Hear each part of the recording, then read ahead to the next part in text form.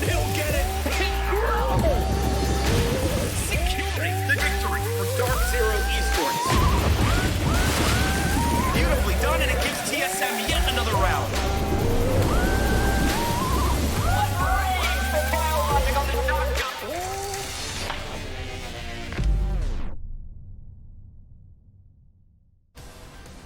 Welcome to Day 3 of the Rainbow Six Siege North American Major. One best-of-5 match between DarkZero versus TSM. The Grand Finals. Are you ready? I'm Jackie Jing. I'm with Veli and Jesse. Gentlemen, I ain't even gonna lie, I'm shaking a little bit right now. I am just so excited for this match to get underway. Today's very special though. This is not your normal finals format. This is a best of 5. Jesse, we are up in the ante today. Oh yeah, this is going to be a really fun best of 5 series. There's a lot going on. There is a map advantage, so keep that in mind. DarkZero coming from the winner's side, they have that edge. Really important to note that. They will have a small advantage coming into the best of 5 series. The most maps we can play is just 4. So they got that going for them. There is infinite overtime, so be excited for that. Some of the best matches in Siege history have come because of infinite overtime. So if we get a really close map, we could see a long game. But those are the best ones, right? Yeah, and Veli acting cool and composed now. Right before this started, he was like, "Whoo, I am ready for this. I am I'm ready, baby." I'm trying to maintain myself, Jackie. You know what? This is special because coming into this, we all thought Oxygen had a chance of being in the finals. We all expected Space Station to be there, but no. DarkZero came to reclaim the throne, but the only team that's standing there waiting to stop him, it's going to be TSM. This is going to be a battle of the heavyweights. I cannot wait. Yeah, this has been an absolutely insane major. DarkZero versus TSM today. DZ beat them yesterday. It's rematch time. It is grand finals time, everyone. We want to get to all the action, but really quick, we have a quick word from our sponsors. Take a listen.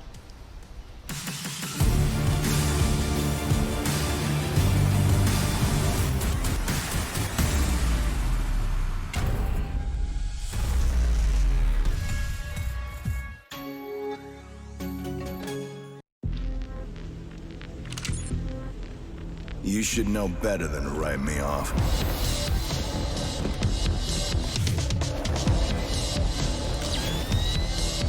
Consider this a teaching moment.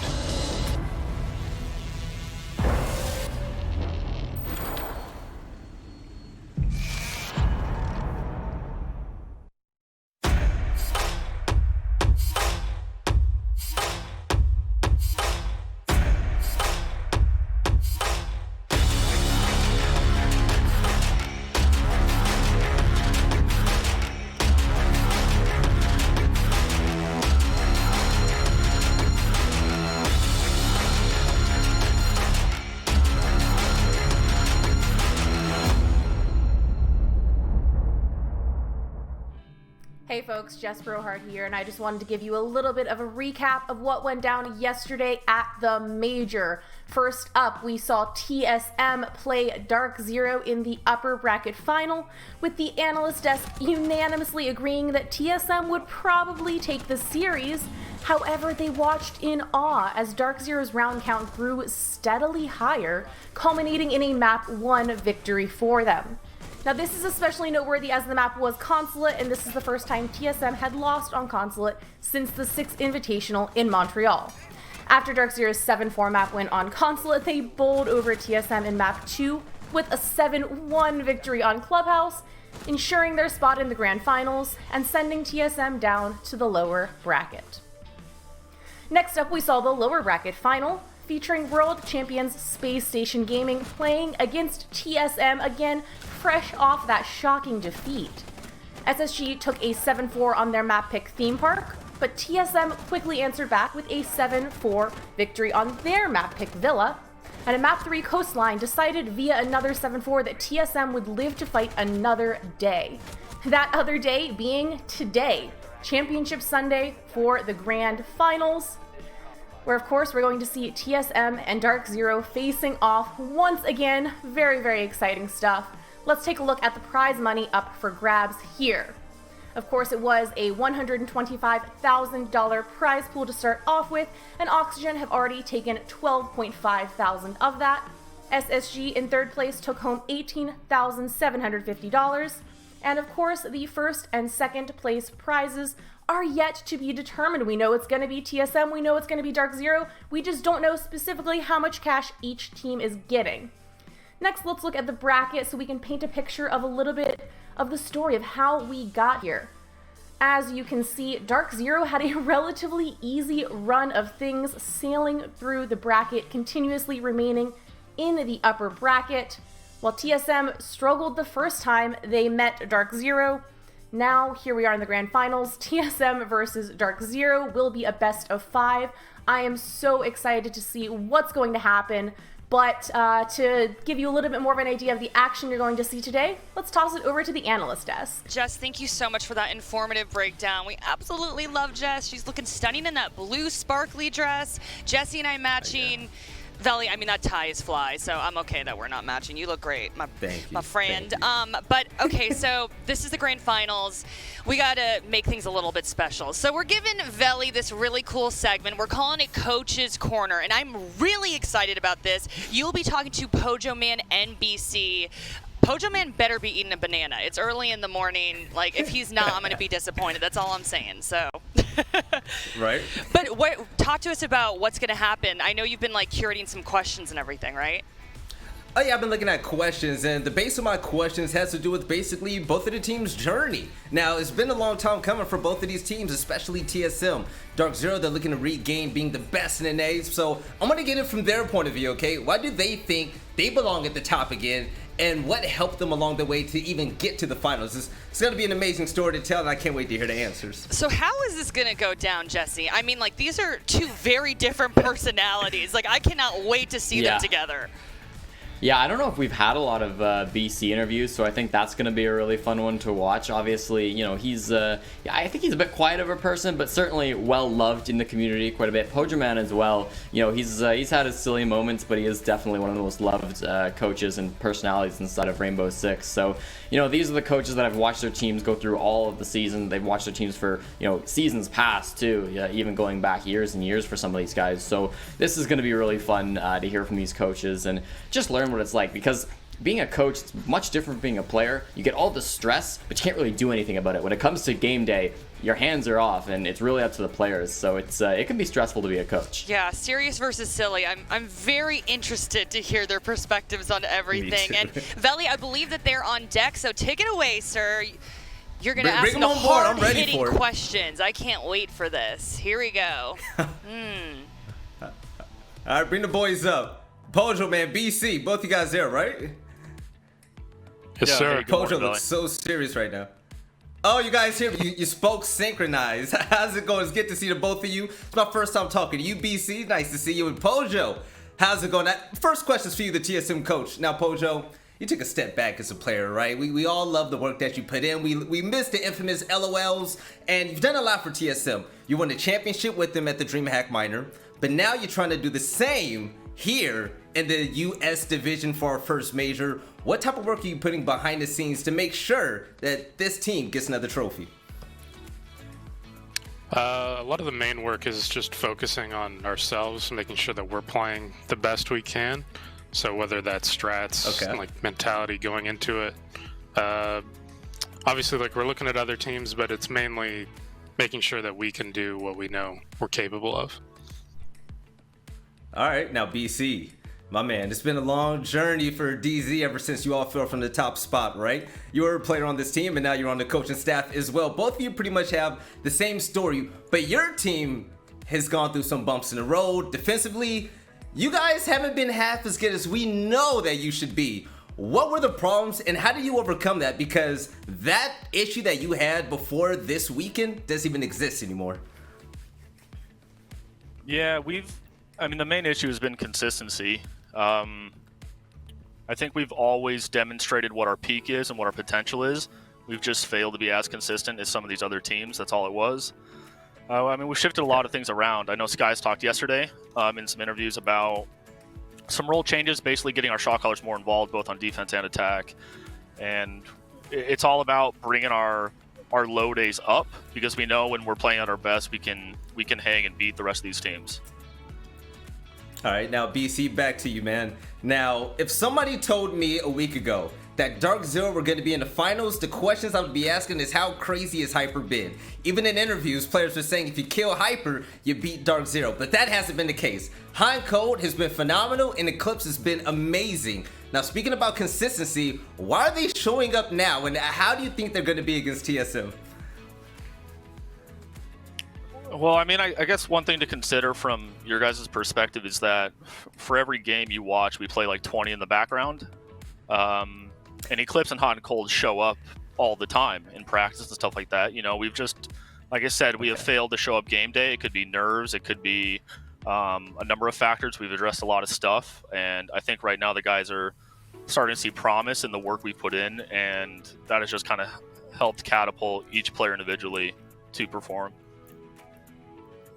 It's actually some really good insight. You're right about that. You know, us on the desk, us at home, we only see not even half of what you all know about your team and what you're capable of, right? But Pojo, DZ gave you guys that work last time, plus more. Bolo struggled. Chala didn't do as well. And also, Gio, he couldn't catch a break as a hard breacher. Why did those problems happen? And convince me and the rest of the viewers out there why it won't happen again in this finals game. I think it was a combination of, I think DZ was playing really well yesterday, and I think we were playing really poorly. Like, we just weren't even awake at that point, I think. So I think it was just a disgusting combination of the two. So I know we'll definitely put on a way better of a fight today. So. Okay, now this is my final question for both of you. BC, I'm gonna start with you first. Enough with the political talk because we're gonna wrap this up. Are you beating TSM? And what's gonna be the main reason why DarkZero wins? Yeah, I think we are. I mean, we're super confident in our map pool, especially the way the bands played out. Okay. Our game plan is mainly focusing on us. First off, we don't really care too much what TSM brings to the table. We know that if we show up, then we pull rounds in, and that's what it's all about. It's going to be a slugfest. It's just one round at a time. All right, and very last question. Pojo, this for you, man. We've been waiting to see TSM at the top for a while now. This is your chance. What's this finals game going to look like, and who's going to step up the most on your team? I think we're all going to step up. That's what we always try to do. I mean, we've seen Geode, like, he was on the hard breach yesterday getting slaughtered, but I don't think that's going to happen today, so you'll see a lot more from him. All right, well, BC, Pojo, I want to thank you both for taking time out of your busy days to join this interview. I wish both of your teams the best of luck, and I'll see you all next time. And I'll see the winner after the final game. You all take it easy. Thanks, Felly. Thanks, Felly. All right, let's take it back to Jackie. Let's go back to the desk. That was so fun. I absolutely love hearing their insight. Yeah, they were both very serious. I mean, a lot on the line today. A lot on the line today. But to hear BC talking about, we see them practice all the time, and it's a different team than y'all see in the games. You know, that was a really interesting perspective. And same with United, though, to be fair, Jack. Okay, true. But I liked hearing that perspective. But BC said it best. It's going to be a slugfest. Really excited about that. But let's start breaking down these teams, gentlemen. And we will start with DarkZero, who is fire, who is fuego right now. They are just burning through teams in this major. They beat TSM yesterday in 2, and we just heard Pojo Man say that it could have possibly been a combination of DarkZero playing out of their minds and TSM just not being awake, apparently. Hopefully they are awake today. But DarkZero, Jesse, we've been talking about this a lot. The evolution of this team. We saw TSM in the video yesterday. They were saying, shut down Hyper, you're good, shut down Hyper, you're fine. That cannot be the game plan today. This is a different DarkZero than we have ever seen, Jesse. Yeah, I mean, life as a DarkZero fan is exciting, if nothing else. This whole season has been a roller coaster for them. They started off in Stage 1, dominating Group B, including a winner's match against TSM. They won that. They secured the top spot in Group B. Then they went on to Phase 2, and they totally tanked off everything. They really didn't play very well in the second phase at all. They had some role swaps. Phase 1 was a lot of Hyper. It was really him stealing the show. TSM were maybe taking a bit to get going then as well. But when Group B came around and they had all the top teams to play against, it just wasn't enough. And that one player playstyle wasn't showing up, and they ended up losing every single game. winning out in the first phase, losing out in the second phase. That sent them directly into the North American qualifier. Their last game lost to TSM, so that rematch in the second game went for TSM. They go to the qualifier, and that was one of the craziest series we ever saw in the qualifier grand finals against the Sonics. 3 maps, every single one goes down to the wire. In the end, though, DarkZero do edge it out. So they won it there, and again, we saw some new players stepping up. Skies had a really big performance in the North American qualifiers. So you're starting to see the evolution of DarkZero. Then they get a break. There's a couple of weeks between the qualifier and the major. They show up here, and they came through the qualifier. They are going to be the underdogs. They're against the world champions, and they beat them. Space Station Gaming out in the first round.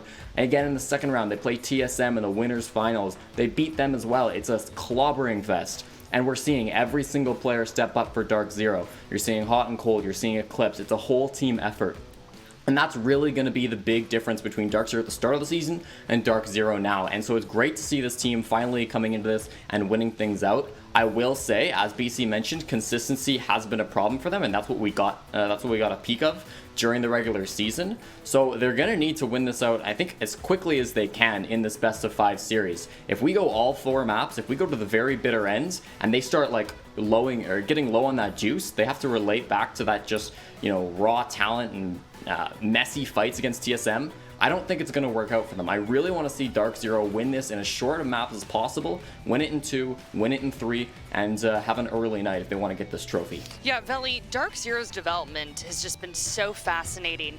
I want to hear your perspective on what has really stuck out to you about it. I love their evolution of gameplay. So DarkZero, they were extremely structured, and they still are, but with a little bit of a twist of remix, as you say. So DarkZero, their biggest weakness was just the unknown. They didn't know how to react to it, and it also helped out that they picked up 2 players which helped them combat that weakness in Eclipse and also Skies. 2 players that can get really loose and can create chaos on their own. Now the DarkZero that we see is a culmination of all that experience and progress and all those little miniature success stories coming together to create one of the best teams in all of NA. Okay, let's talk about TSM now. And Veli, the chat says it all the time. You hate them. You hate TSM. That's your thing. If they would've I'm believed that, kidding. that's okay. No, he doesn't hate TSM. Come on. For all of you, I hate him. No, for all of you sitting at home, real talk. I asked Veli privately if he thought TSM has what it takes to go all the way to win the grand finals, and your answer actually really surprised me. So I'm putting you on the hot spot. Okay, is TSM taking this or not? Prediction? This is a prediction? I mean, tell me why you think TSM is such a strong team. Your breakdown to me yesterday when we were just chatting casually, I was like, okay, I want him to say this to everybody. So a lot of people look at these teams, the top teams, and say, okay, they have something that championship teams have. G2 has dominance. Space Station, they just have the perfect roster. They know how to overcome and adapt and win. So when you look at championship caliber teams, they all have that thing about them, that oomph. TSM, they have their own identity that is so special to the scene. Yes. Ever since TSM came in, signed Accelerate, picked up Bolo and Merc, it seemed like this puzzle that they were trying to put together, they were missing just that one piece. They had all the pieces in the world, but by removing Pojo, putting him in as a coach, the brains of the team, bringing in Chala, this team has been remarkable. Every single player on this team can pop off at any single moment. Whenever we show off the players to watch the X Factors, it's so hard to choose everybody because we have to pick just one. We talk about Bolo a lot, but still, Merc can win the game on his own. You have Achieve that does his thing. Geo is one of my favorites possibly. Chala is the clutch god.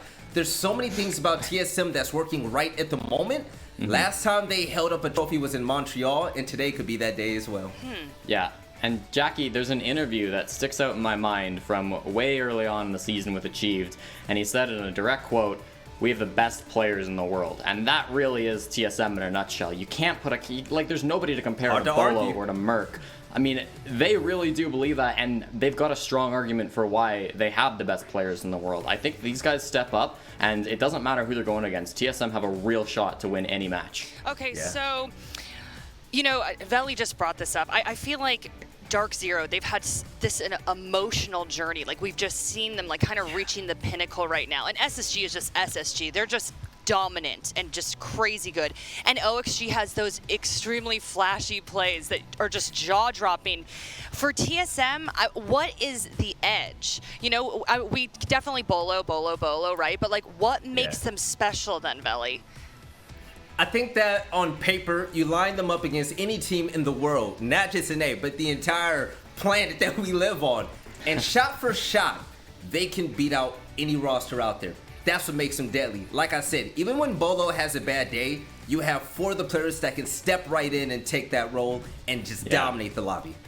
Yeah, and I think that, like, keep in mind, we're in a best of 5. Tonight's going to go long. Like, this could be a really grueling series. We've had long days before in this tournament, but when you're against one team constantly, time and time again, 4 maps in a row, things get really, really messy. And if, like, TSM can thrive in that messiness, they really do have a good shot to win this. I think if they can start beating down DarkZero mentally, it's okay. Just keep up the gunplay in those first couple of maps. They might find it getting easier as the night goes on. And if they can just stay sharp, stay awake, you know, get all that caffeine in that they can, and they can absolutely win this. So, I'm going to make this quick, but TSM's edge is, in a best of 5, if your star player gets tired, who's going to step up? Everyone. So, and that's their edge, yeah. So I want to bring it back to DarkZero. We have just been completely shocked by how they have turned up in the major. But can they keep it going? TSM lost to them. A lot of people say you learn more from a loss. Do you think TSM has figured them out? Like, do you think that they know what to do today? Or do you think DZ's going to just keep on killing it? Jesse, I'm going to throw that one to you. I think the map bans are going to be quite telling. I think, like, you go to that interview that Veli just had with Pojo Man, and they talk about how they were tired, and hey, they're gamers. It's early mornings for this major, right? So there is some validity to that statement. It was an early game. They didn't play well. Really possible that they were just not in it mentally. Obviously, you know, that's it is an excuse. I mean, it is what it is, but hopefully they bring it back, and I think that they should be more rested today. They've now gotten up early 2 days in a row. This will be the 3rd day. So I think they should do a little bit better in that. In terms of, like, breaking down those maps beforehand and really going over those. Again, I'm sure the support staff have been busy on that. Pojo Man seemed kind of tired in that interview. Wouldn't surprise me if he was up all night watching those VODs, like, over and over and over again, right? So, yeah, I mean, we always talk about DarkZero and their prep work, but that's not to take away from other teams' prep. Absolutely, TSM have been focusing on that, and they should be looking better than they did yesterday against DarkZero. All right. Well, gentlemen, we have been closely monitoring some players throughout NA Major, and we've been switching it up. Today, our players to watch are Eclipse and Bolo. So, Veli, Bolo, just sound off here.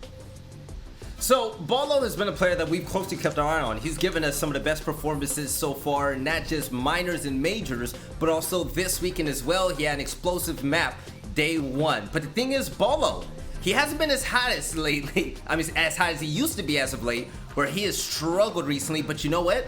Bolo always comes back to perform. He was able to knock out the Road Champs with an ace. He beat Space Station Gaming in the very last round with an ace. That's an exclamation point. He's a superstar, and this is the scariest player in this lobby, in my opinion. True. I expect Bolo to have the game of his life. And I like seeing Eclipse on here. Sorry, I mean, I love Hyper too, but I mean, like, I would not have thought that y'all would be picking him probably a couple weeks ago. But yeah, Jesse, tell me why Eclipse is up here. I think Eclipse is okay. Eclipse is up here because he was the best player when they played against TSM yesterday, right? And Eclipse really did step it up. That's probably the best game that he's had individually across the season. So it was really big to see from a player like him. Obviously, like, a really quiet guy. You know, he's not good in interviews, or at least he doesn't like to do the interviews. DarkZero have their documentary series, and he's always hiding from the camera, but man, Eclipse really steps it up when he gets into the server, and I really was impressed by how he played against Bolo, particularly in, like, the very end of that matchup. When they got to Clubhouse, rounds 5, round 6, round 7, he had some really high impact plays. He was getting a lot of those kills. So if he can manage to win it when TSM are once again, like, in that poor mental state and finish the job, he's going to be a really high impact player again for DZ. Okay, gentlemen, this just came into the studio. We are in the map vetoes process. So tell me what you think is going to come down here. What do you think they're going to be doing? Picking, banning, break it down. Yeah. It's going to be really hard. I'm going to let you go, Jesse. I just want to say I was taking a look at DarkZero's stats on these maps. There's only one map DarkZero hasn't been too good at. Every other map, They either half and half or 100%. I believe it's Clubhouse, and I forgot the other one. Maybe Theme Park. I have to look it up. Is in my notes. Theme Park's pretty good, yeah. Yeah, DarkZero has a really deep map pool. So TSM, especially their last matchup, they better come out swinging with maps. Like, that's how you win the first part of war. You gotta win this battle. Yeah, like TSM are already in the best of 5 series, a map down, and there are picks before it's banned. So it's pick, ban, pick, and we see here TSM are gonna have to survive through Cafe. An interesting first pick from DarkZero, and actually Clubhouse gets all the way until the ban phase for TSM. That's a shocker. Vel, you talked about Clubhouse, and this is one where we saw it yesterday, 7-1 for DarkZero. This was a slam, and they choose to let it go through. So that's interesting to me that DarkZero choose to go Cafe. Cafe's been a good one for them as well. I don't think it's a bad pick. So that'll be fun. Cafe's one they haven't played a lot. They played well the couple times they played it against Space Station, but they haven't played Cafe very much. Oregon has been TSM's best map pick. It got in as the decider. We didn't get to see it, but it was the decider in the previous best of 3 series. So DarkZero have already shown they're not afraid of it. So that's good for DarkZero, but it's still a very scary map. And then, yeah, you keep on going. Consulate, pretty good for DarkZero. I would favor them in that one. Villa as well. 7-4 last time. Yep. They've got that. They got that going for them. Villa as well. Probably the map that TSM wanted to pick. I think that's the right call. And then Coastline as well. Probably that one might even favor TSM a little bit because DarkZero have had some close games and a loss early on in the season to TSM on Coastline. So again, if this drags out, TSM could take this. Okay. You know what, Jackie? At the end of the day, we can look at maps all day long, but history has proven us wrong. DarkZero's in the finals, and this isn't a DarkZero we've seen before. Same with TSM. I think that at the end of the day, the best team wins no matter what the map is, but I'm really excited for it. All right. Because we've been proven wrong about some of these maps so far. Very true, yes. Okay, so Jesse, he's got the strats and the stats, but Veli, he's got the step up segment. Okay, so Veli, I need you to step up and tell me who's going to step up. Who do we need to really show up today for the grand finals? I want to hear what you got to say. Who's it going to be? It's going to be the one and only DarkZero, the former kings of NA. And DarkZero, I'm going to need every single one of you to go ahead and reclaim that throne. When I first came into the scene, I saw DarkZero, never heard of the org before, but they were the dominant ones. They were the best. Nobody could really touch them. They were just rolling through teams. But then after that, I felt like a jinx because the longer I stayed in the scene, the worse off they seemed to be. They fell off some bumps in the road. They watched TSM and Space Station Gaming take their shine over and over again, but now they're here to take that throne back and put that crown on their heads. The thing is, DarkZero, we're starting to see a new version of him. Eclipse is finally starting to show up big time. He's had a poor season, and now he's one of the best on the roster, but to me, it's all about hiding code. Can that hard breach flex player really stand out and be the X factor for this team to overcome Geo, who plays his counterpart role over on TSM, and help DarkZero be the best on top again? I think they have what it takes, Jackie, and I'm going to really need them to step it up because if they fail now, I think it's going to be a massive L. They came all this way, they can't fall now. Distracted by your tie the entire time. I'm just kidding. No, but okay, so let's roll into predictions. We heard Veli. I mean, it's pretty obvious he is rooting for DarkZero. Jesse, DarkZero or TSM? All right, listen, I think DarkZero, they have a great opportunity in these first 2 maps to bring out some new stuff and surprise TSM. Both the first 2 maps, they've only played twice so far in the regular season. That's pretty low compared to how many games DarkZero have played overall. So they've got to have some stuff hidden. Oregon's been a really strong map for TSM for map number 2. That's got to be one where DarkZero have a bunch of stuff hidden if they want to be able to take this win. Cafe, they showed in this tournament already against Space Station, and they looked really good on it. So I'm excited to see them there. Again, it's going to be important for DarkZero to close this out in 2 or 3 maps. If this gets all the way, if we get to Coastline, or if we get to Villa, excuse me, because we don't play Coastline, this could be a disaster for them. And I think if they go too long, they're going to run out of gas. I'm going to give it to DarkZero. I'm going to assume with the map advantage and with the way these bans played out, they're going to bring out some surprises. I'm going to trust they know what they're doing in this map ban phase because they did yesterday. I'm going to give them the benefit of the doubt again today. Okay. Well, y'all are our analysts, our experts, but I usually just like to throw in for fun. And I was killing it on Friday. Saturday, I was completely wrong on everything. Something in my gut says DarkZero. I just think that Okay. The momentum, man. Like, who is this team? Like I said earlier, they're just burning through people. So we'll see if they can do it for the grand finals. I'm so excited for this, gentleman.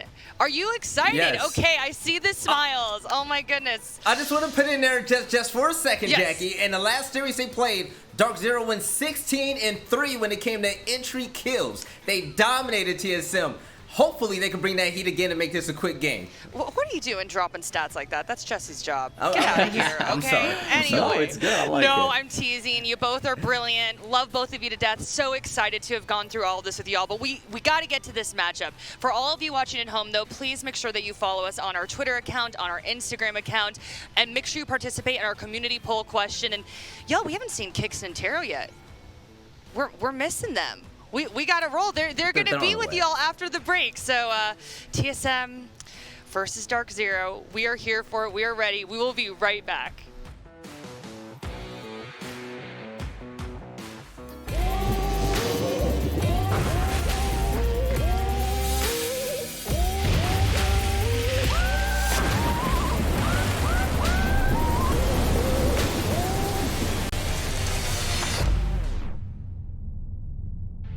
Hello everybody, welcome. It's almost time for our matchup to get underway, and I know that many of you are probably waiting with bated breath to see this TSM versus DZ extravaganza unfold. It's a rematch, Michael, and do you feel like the result might be any different? DZ was the better team last time. What do you think going into this one? I think going into this one, it's mostly going to come down to the individual match. You've got a couple big factors here to consider. The one map advantage, of course, that DarkZero will have coming in from the upper bracket. That's pretty significant. And the length of the match as a whole. A best of 5 is a totally different story. It's more of a marathon than a sprint. You know, best of 3s are already a long format. So which one of these teams is going to be able to keep their stamina up in the long run is definitely a large consideration. I don't assume that we will get a quick resolution to this. I think that we'll go quite a long distance in this match. I imagine that that's exactly what's going to happen, but we don't want to hold you at all. No community vote. There's no preamble. We are ready to get into the match in just a moment. We are the gatekeepers. We know that you want to start. Yesterday, TSM had a bit of a sleepy day. They woke up towards the end and they ended up defeating Space Station to find their way into the grand finals. And Michael, it's time to get into the match. These two teams are going to be beating the hell out of each other, I have no doubt. And let's not keep you from it. We'll start off on map number 1 on Cafe Dostoevsky, DarkZero versus TSM. All right, so ban phase begins, and let's see what we're getting out of the way. Maverick going to be the first ban. That's interesting. Unlikely that we'll see a Thatcher, though we have seen Maverick Thatcher ban cafes before. If we do see a Thatcher, this will be a very defender-sided map. It's going to be a Thermite, though, instead. So it's a little bit of a sidestep. This will still favor the defense. That is a heavy hit to hard destruction. However, there are ways for the attack to get into those walls still. The Habana and the Thatcher are going to be massive considerations on many of these sites, especially on the bottom floor. With Maverick and Thermite banned, though, and again, Ace is not in play, that bottom floor defense is going to be way more viable. Habana can only open up so much. Last two bans will be Mira and Clash, so we get those done with. That's a lot of the information that you're going to be able to get in directly. Clash is a really interesting ban. I think it makes a lot of sense, though. We actually saw both of these teams put Clash to good use yesterday, but I think DZ really showed they have some things up their sleeves for that operator in particular. DZ like to leave the Clash until the very final seconds and then 6-pick onto it in do or die moments. We noted yesterday and actually the DarkZero TSM match that we casted was that they like to leave Mint to pick it on the very final round, and it ended up paying dividends more often than not. So with that said, I think that's a smart ban from TSM. Take a very formidable operator out of the lineup, but it won't stop DarkZero from 6-picking onto a shield, as in round number 1, a Montaigne is going to come into play. And TSM's first defense is going to be downstairs in the double kitchen bomb site, no longer kitchen and bakery as we used to call it. And, well, what do you see when you look at TSM's lineup? Honestly, pretty standard stuff. No, Kaid is an interesting choice, but Bandit does seem to be an operator that TSM likes running. I mean, Kaid is good too. It means that the hatch control from above is going to be a little bit less sturdy, just because of the fact that you can't. I mean, I guess you could put a battery on it above, but you're not going to do that. Yeah, you're not going to. Yeah. Just gingerly place the battery down on the. Nobody will see this one. Yo, Parker, believe it or not, I have seen that work. I've seen it work on Oregon, on the old Oregon as well. They would bandit and then Habana would just go for it and just realize, oh, I'm dumb. So yeah, it can happen. It's unfortunate when it does, but yeah, not at this level, not at this stage. Now, one thing for you guys to consider, for those of you wondering, we do not have infinite overtime in this series. It is a 3-round OT, so keep that in mind. And once again, 1 map advantage to DZ for the overall best of 5. So brief update on that one in case anyone was uncertain. Now, in this round, it seems like DZ wants to clear from the top. The Montaigne pick is really curious for me, Parker, because we've seen Mint do a lot of blitz before. And actually have quite a lot of success with that blitz as well. The Montaigne, I think, it's a much safer play. He's less likely to die, more likely to gather information, less likely to get kills. So I think it's changing up the tune a little bit of how DZ wants to attack. I absolutely agree. And the emphasis from TSM right now is to aggressively hold that hatch above the freezer. And, well, DZ will be able to pick off one member of TSM who was roaming, and that's Merc, gunned down by Hyper. Watch both of these two aggressive fraggers and how they are able to play around one another, though the story for both of these teams have actually been, I would say, Eclipse or maybe even hot and cold on DarkZero, and then on TSM's side, it was Bolo, Bolo, Bolo, Bolo. Bolo, Bolo, Bolo, as all the charms would suggest. So, anyway, surrendering the very first pick is TSM. And now the next contention is going to come over towards VIP, playing off an oh-so-familiar deployable shield that allows you to leverage that position with walls that can't be shot through and a ceiling that can't be shot through. Playing off of that ADS as well, you can pop up and do some damage to anybody that tries to enter that way, since the wall of freezer is already opened, so the defenders can return fire through it. Now, this is really important because that amount of hard destruction invested into that outside wall is quite heavy when you only have a Habana. Well, gas canisters going down there from Achieved. You see he hits the 50-second mark, and he knows he needs to delay this particular hallway from being accessed by the attack. His job is to prevent the push-in through freezer. So that's all that Achieved is trying to do right now. And he can use all of his utility to accomplish that goal. From the golden stairs, Eclipse trying to challenge into the main lobby. He'll get one. Chala, though, elsewhere will get hot and cold. So no man advantage too strong. Hyper will get achieved as well in the main lobby. That's the player who was playing by VIP. Thanks to Mint and Hyper coordinating, he's gone now. DZ is mostly on low HP. Chala and Geo can just stay alive for the last 10 seconds, and they might be able to clutch this, but it's not looking very likely. It's all on the Alda, and it's not going to work out. Chala with a big round, but DZ will take it. He just gets smacked with the shield. What are you going to do? Two of the DZ members coming through the single doorway, and the Alda's actually very well equipped to deal with them. But you've got the Montaigne behind you, and I still think there was one other member of DarkZero that was on the board, so no matter what, there was really no way that Maestro was going to be making it out alive. Tough circumstance to find himself in, trapped in that corner. And I think we can all commiserate with that position, as we've all had to deal with a shield just watching, standing there menacingly.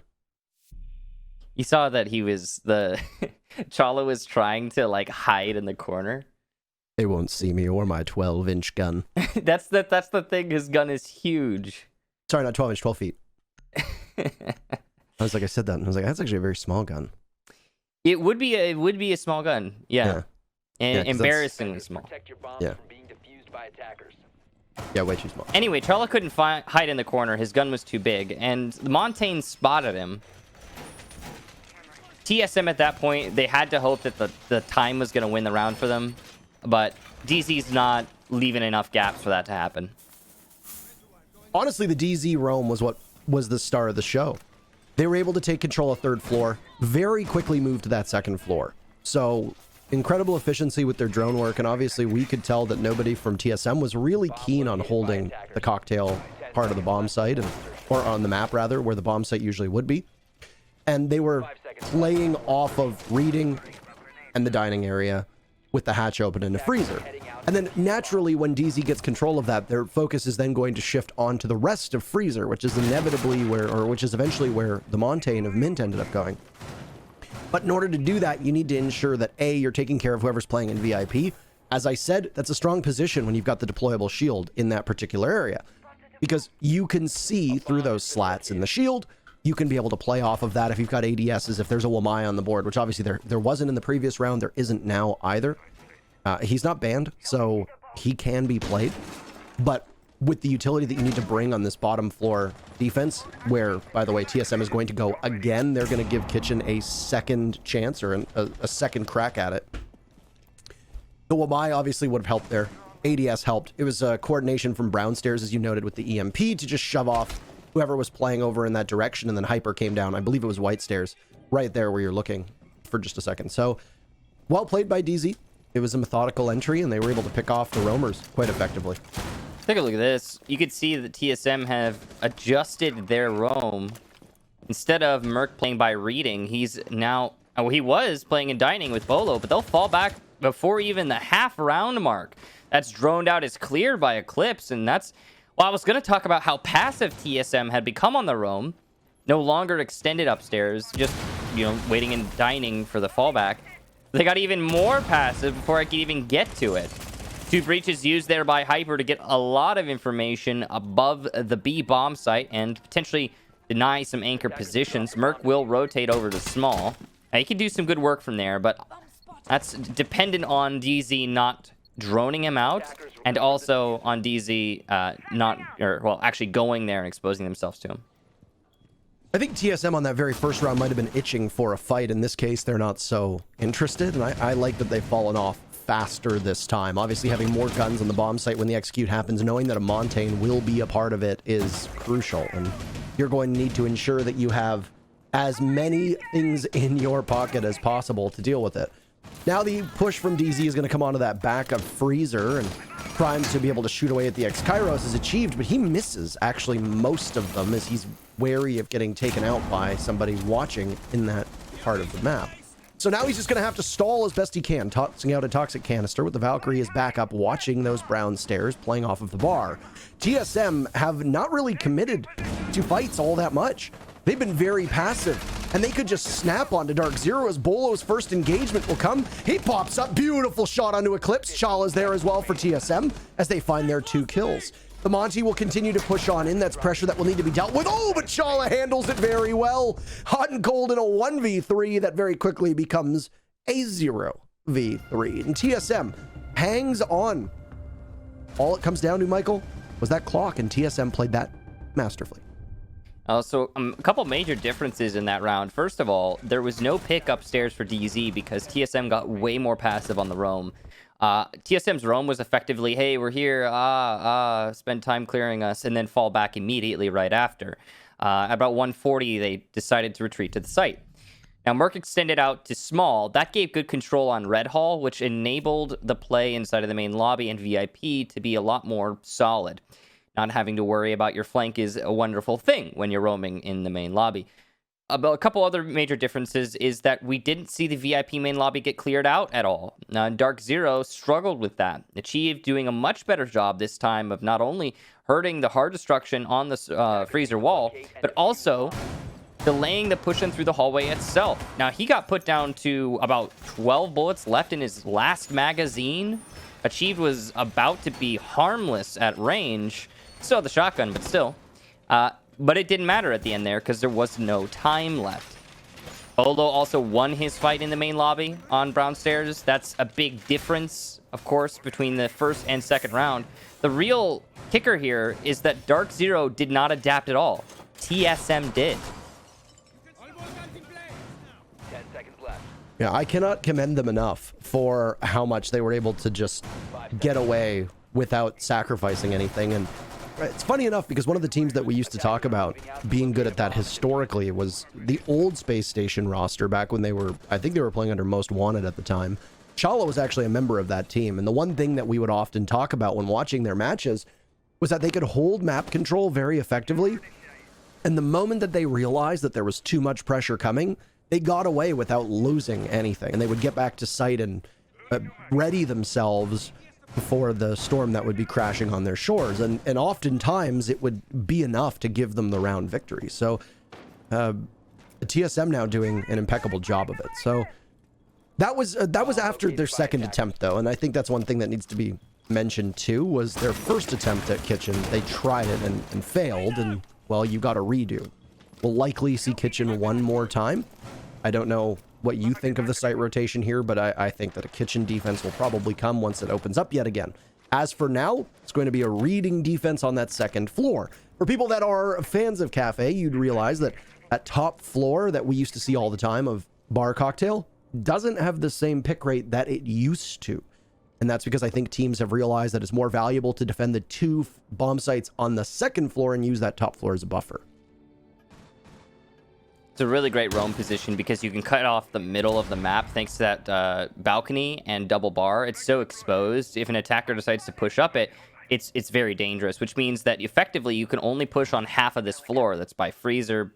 There's also a big wall between the bathroom and the actual hallway. So it's like one hallway and freezer. That's where you can push up and still have cover as an attacker. That's why you see these extended roams like the one that DarkZero is doing, or rather TSM are doing right now. It's DarkZero on the roam clear. They're going to be opening up above train. That's a great access point because they can push into dining from there. You just have to make sure they get open the sidewalls as well. There's a minute left, so a lot of time now being taken by DarkZero to try and ready their execute, and a drop from Merc could be right onto the head of DarkZero. We'll see as the call is being made, and there you go. He picks off Hot and Cold and flicks onto Hyper. 2 kills for him. He's traded out from above, but the damage is already done. And with it, DarkZero will now need to make their push happen without Hyper, without that disruptive ability, and without the hard destruction of Hot and Cold. They'll also lose Eclipse. So DarkZero finds themselves completely outmanned. Chala doing his best to try to break double digits. He's on 8 kills so far. He won't get the last, though. That's Geo from above. And TSM holds steady on round number 3, and they take the lead in this match. Great coordination there for TSM. You could see the patience on Merc. He was waiting for the verification, the absolute information on his opponents before going for the play. Now, that information was almost certainly relayed to Merc by Achieved, who is playing on Pulse. It's a great tool to have in that situation because you can just see those heartbeats through the wall and be like, yeah, he's exactly here. You could see Merc was playing with that certainty. And it worked out very well for TSM. Nice blow there on the second round. Now, it'll be a top 4 defense next for TSM. Some teams like to go to engine, some teams don't. It's hit and miss. And sometimes what you'll do is you'll just probe these rounds to figure out where it is working and where is not. It's, not just down to you as a team when defending, but also down to the enemy team's comfort level on certain sites attacking. Well, there's a lot to consider here for TSM. I think top 4 is a solid pick, though, right now. Now, that last round, DarkZero not fully committing to the top floor clear was a safety precaution, but that ended up biting them.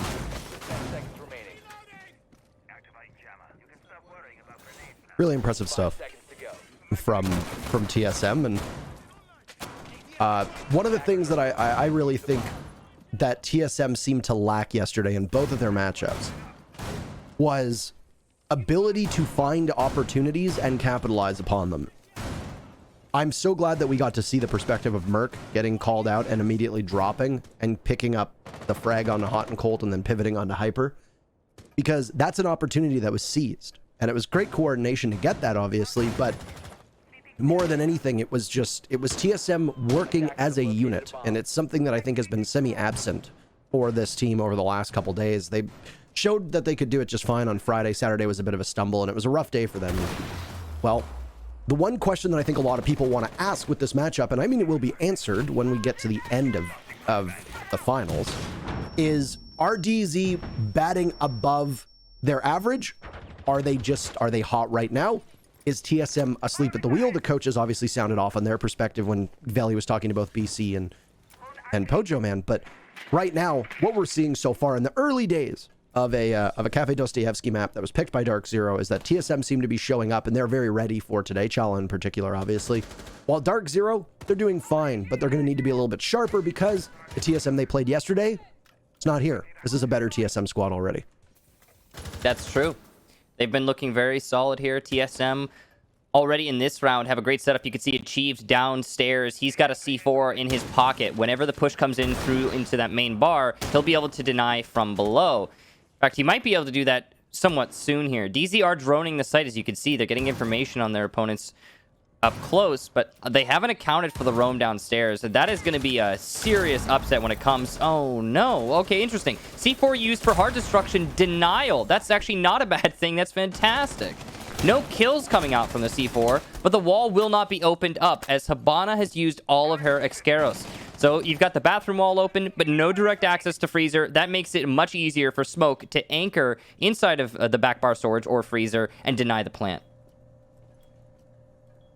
And again, DarkZero will be battling this clock, just as we saw in the previous round. It's going to be the greater enemy than their actual adversaries on the board, and the 5 gentlemen on the other side of the server that will be looking to punish them. And just as Merc does on the skies, Hot and Cold going for the plant, though, and there doesn't seem to be enough visibility or coverage. A bit of panic from Chala. He gets taken out, and Merc's kill was all for naught as TSM are just sweeping everything away.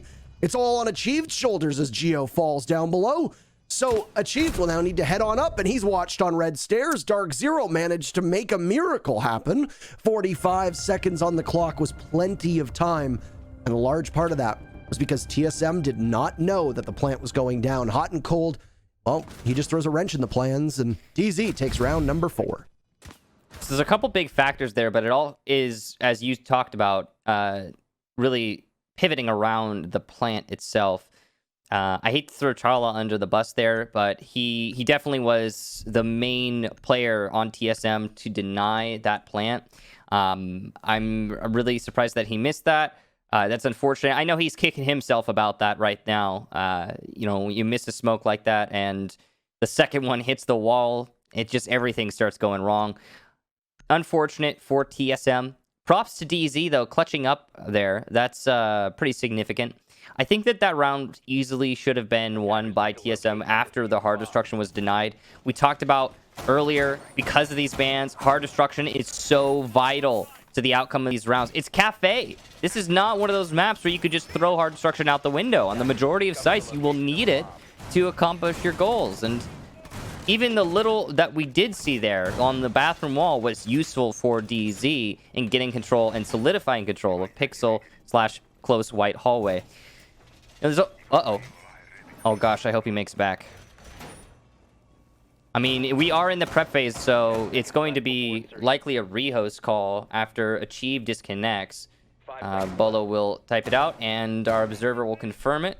Now, that should be no big deal. We should just pick up from 2-2. Not a huge bump, I guess, speed bump, but life will move on. Yeah, it'll be fine. It'll be fine here. But anyway, welcome back to us. Hope you're having a great time watching this matchup. I hope that I didn't see that. There's so Mint picked C6 picked into a blitz. I don't know if anyone. I hope they didn't catch that. They probably did. I probably did. They probably did. Yeah. So I mean that's one of the. Obviously, that's one of the downsides of having to rehost is that something is given away. Maybe on the defense, it's a defender setup that's given away. On attacking lineups, it could be your 6 pick. Honestly, it could be your 6 pick either way because both teams have access to that mulligan, that do-over style of cheekiness that we see from teams time to time. I mean, you could basically flip a coin to determine if DarkZero is using their 6th pick on a shield operator, and well, 50% of the time you're going to be right, frankly, because that's what they love to do it on. They've also 6-picked onto a Ying, if I remember correctly. They've 6-picked onto a Montaigne, and this obviously not in this match. This is in previous matches, and yeah, I mean, you're able to fly under the radar of your opponents, and gives you a leg up. Obviously, the jig is up, I would say, if they know that there's a blitz on the board, which I think is very likely. Yeah. Well, I mean, it is what it is. Both teams, I'm sure, will do what they can to, work out when we get back how they're going to take the rounds. So what we've seen so far, let's talk about that. I think my main observation thus far in this match is that we're seeing a lot of really high intensity plays from every single player. Clearly that everybody involved in this match is obviously very, very focused. But it's causing a lot of interesting scenarios to pan out. It's causing a lot of precision and simultaneously a lot of shakiness. A couple of major mistakes have cost both of these teams throughout these rounds. And the most obvious one was the one that we all saw when Chala was trying to smoke and deny the plant from inside a freezer behind the shield. And that's just one example, of course. And I don't think that's necessarily indicative of a lack of focus or a lack of preparedness, but more actually just the opposite. I think that both of these teams are very invested right now, and it's really showing in their gameplay. It's hard to find the balance where you're really putting your best foot forward while also being intensely focused and invested into a match. Sometimes you can get a little bit overextended and it can cost you, and I think both these teams have had examples of that. I think both these teams have had examples of perfectly executed rounds. Neither team is letting opportunities slip by. We saw for example, Merc, when he dropped into pillars, that's an opportunity presented by the information gained by the Pulse. Merc seized upon it. Massive. DZ, the smoke's missing his gas canisters in that last round we just watched. They go for the plant. They get that plant. Massive. Now, many other teams in those scenarios will falter, or the Merc, if he's someone else, wouldn't commit to the play, and those 2 kills wouldn't happen. But not so here, and I think that's bodes well for both squads. Yeah, I absolutely agree. They're bringing their A game as we would expect, and now we're going to get back into the matchup, by the way. This is round number 5 for those of you that are without a visual, and there's no ban, so I'm assuming they're gonna play. And they know that. They won't play Mav, Thermite, Clash, and Mira. I don't know if the lobby will be remade. Sometimes in the past, teams have just played without picking any of those operators. I think that's that's very doable. They know who the ops are that they can and can't play, and we'll see what the teams decide. There's also a 6th pick onto the Blitz yet again. So obviously with a rehost, the round right after a rehost, you have to go to the same site, you have to pick the same operators. So there was no way for them to be able to get out of that one, but it looks like we're just going to play on. So they're the players obviously will do battle under a gentleman's agreement of sort, and they won't pick Maverick, Thermite, Mira, or Clash. Yeah, I think that's fine, as long as their memory holds up. The only difficulty there is that, say, random scenario, we see one of the band operators get picked. Man, I gotta imagine the ruling on how that's gonna be. So we just, it's gonna be confusing if we ever get there. Let's just hope that doesn't happen. Fingers crossed. Now, bottom floor defense. Once more, a 6th pick onto the Blitz for Mint. An abundance of soft destruction here. The only hard destruction available. It's still a kitchen defense, though. I talked about it earlier when we're going through the ban phase. This site is going to be exceptionally difficult to attack with only 1 hard destructor. And it has proven to be just that so far. It was DarkZero who had that second ban for attack, by the way. So them banning the Thermite means that they knew that the Maverick ban was already in play, right? They're the ones that knew that they could play around it. So they shouldn't have as much of a struggle as you'd expect. But, I mean, we've seen teams ban operators that have been quite detrimental to that team's success. So sometimes you can theory craft all you want, but theory is only half of the battle, and you have to actually do it in practice. So anyway, first time that we saw a kitchen take from DarkZero. They were very strong on that top floor, and well, there's going to be early action right now as Mert gets punished, Geo a refrag, and now the shield comes out, but a missed opportunity as Chala gets away with 25 HP, and DarkZero finds themselves trailing. But this is a very quick round, and there's a sense of urgency from DarkZero coming out, as we are still over half of the round to go. 3 people dead in the server right now, and as I pointed out, advantage in favor of TSM. Still very winnable for DZ, though. They got the control that they were vying for. They're going to be able to open up the prep wall, but not the actual bakery wall. Bandit is playing by that wall, I believe, and might be able to trick it. Nope, he's fallen back. So if they get the initial set of batteries, which is easier said than done, then DarkZero will be able to open up that bakery wall at least a little bit. Clips gets it done and gets away with his life. That's huge, which means Hibana can now open up the wall, gaining a line of sight and access point to the A-bomb site. This is going to establish a crossfire as well and make it much more difficult for the defense to retake A. But there's plenty of indirect denial. There's Evil Eyes, C4s, and gas canisters that the defense can use to deny the plant in A without retaking the site itself.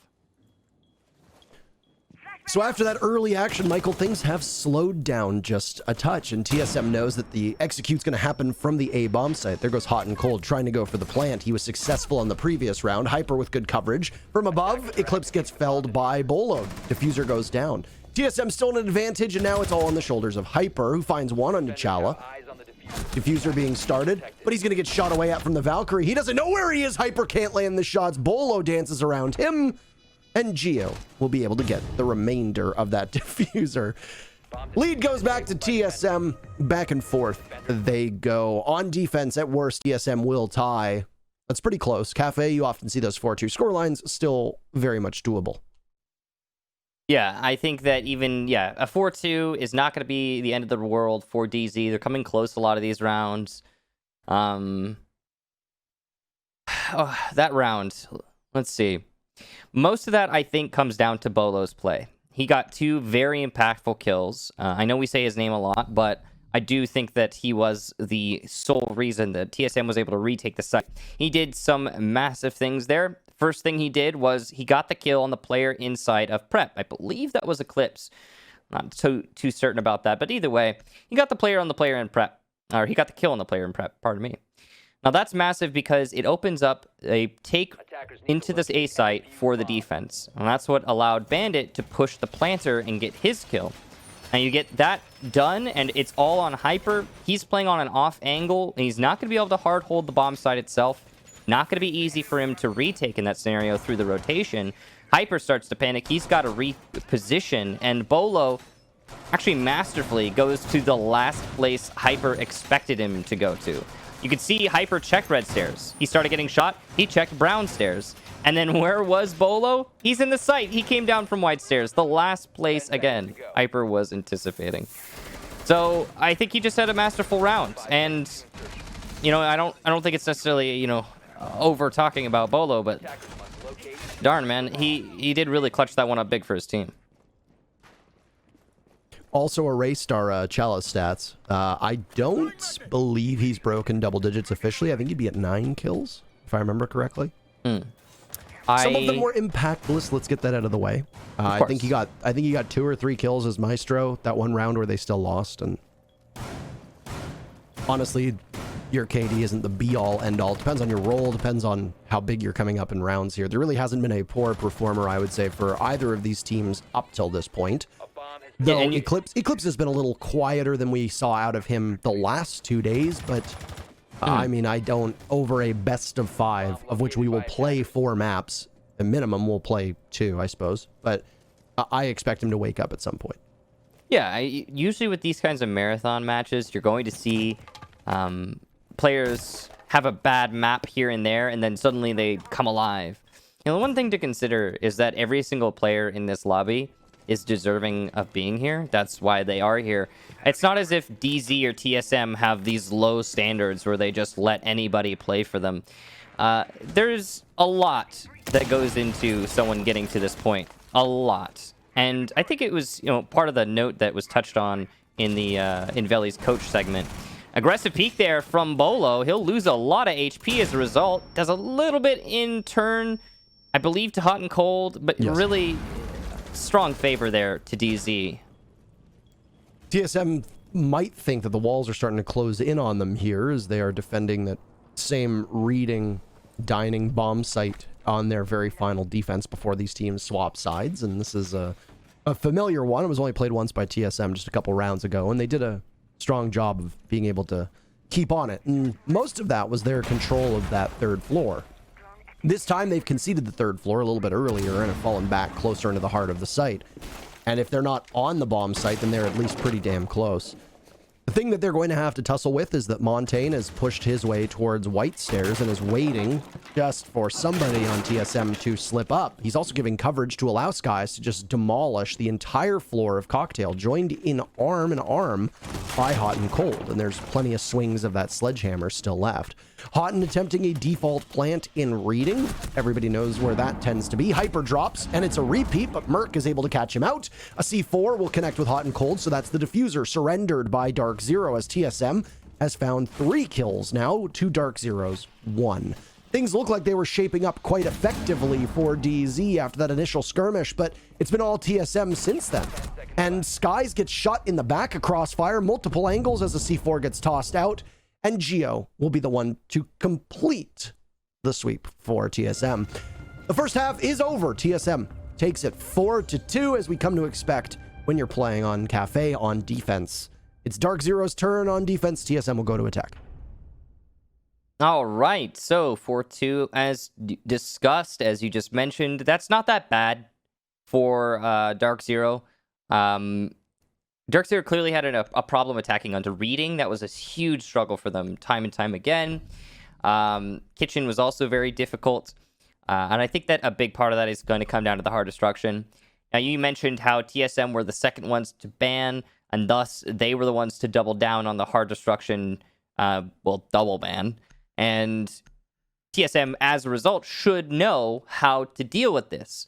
But as has been talked about, that's not always the case, and we've seen teams think they know something in practice, and then when it comes to the actual match, it cannot be the case. So we'll see how TSM handles this kitchen defense from DarkZero. Hard destruction, again, going to be such a massive factor here. On the denial front, we've got a mute and a bandit. No Kaid being brought. Now, the mute is probably going to pre-place some jammers on the walls.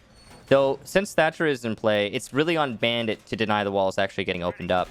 Dropdown's getting reinforced by DZ, and they're also going to reinforce the set of walls instead of reading. This is suggesting a roam. Another thing that will suggest a roam is the Mozzie. He's going to be putting his pests upstairs to deny the drones, clearing out, getting information on that middle floor. And that's going to slow down TSM if they commit to a middle floor take. One thing I do want to bring up in terms of stats, by the way, now that we switch sides, is DarkZero tends to excel really hard on their attacks. This is a number that is trumpeted quite often.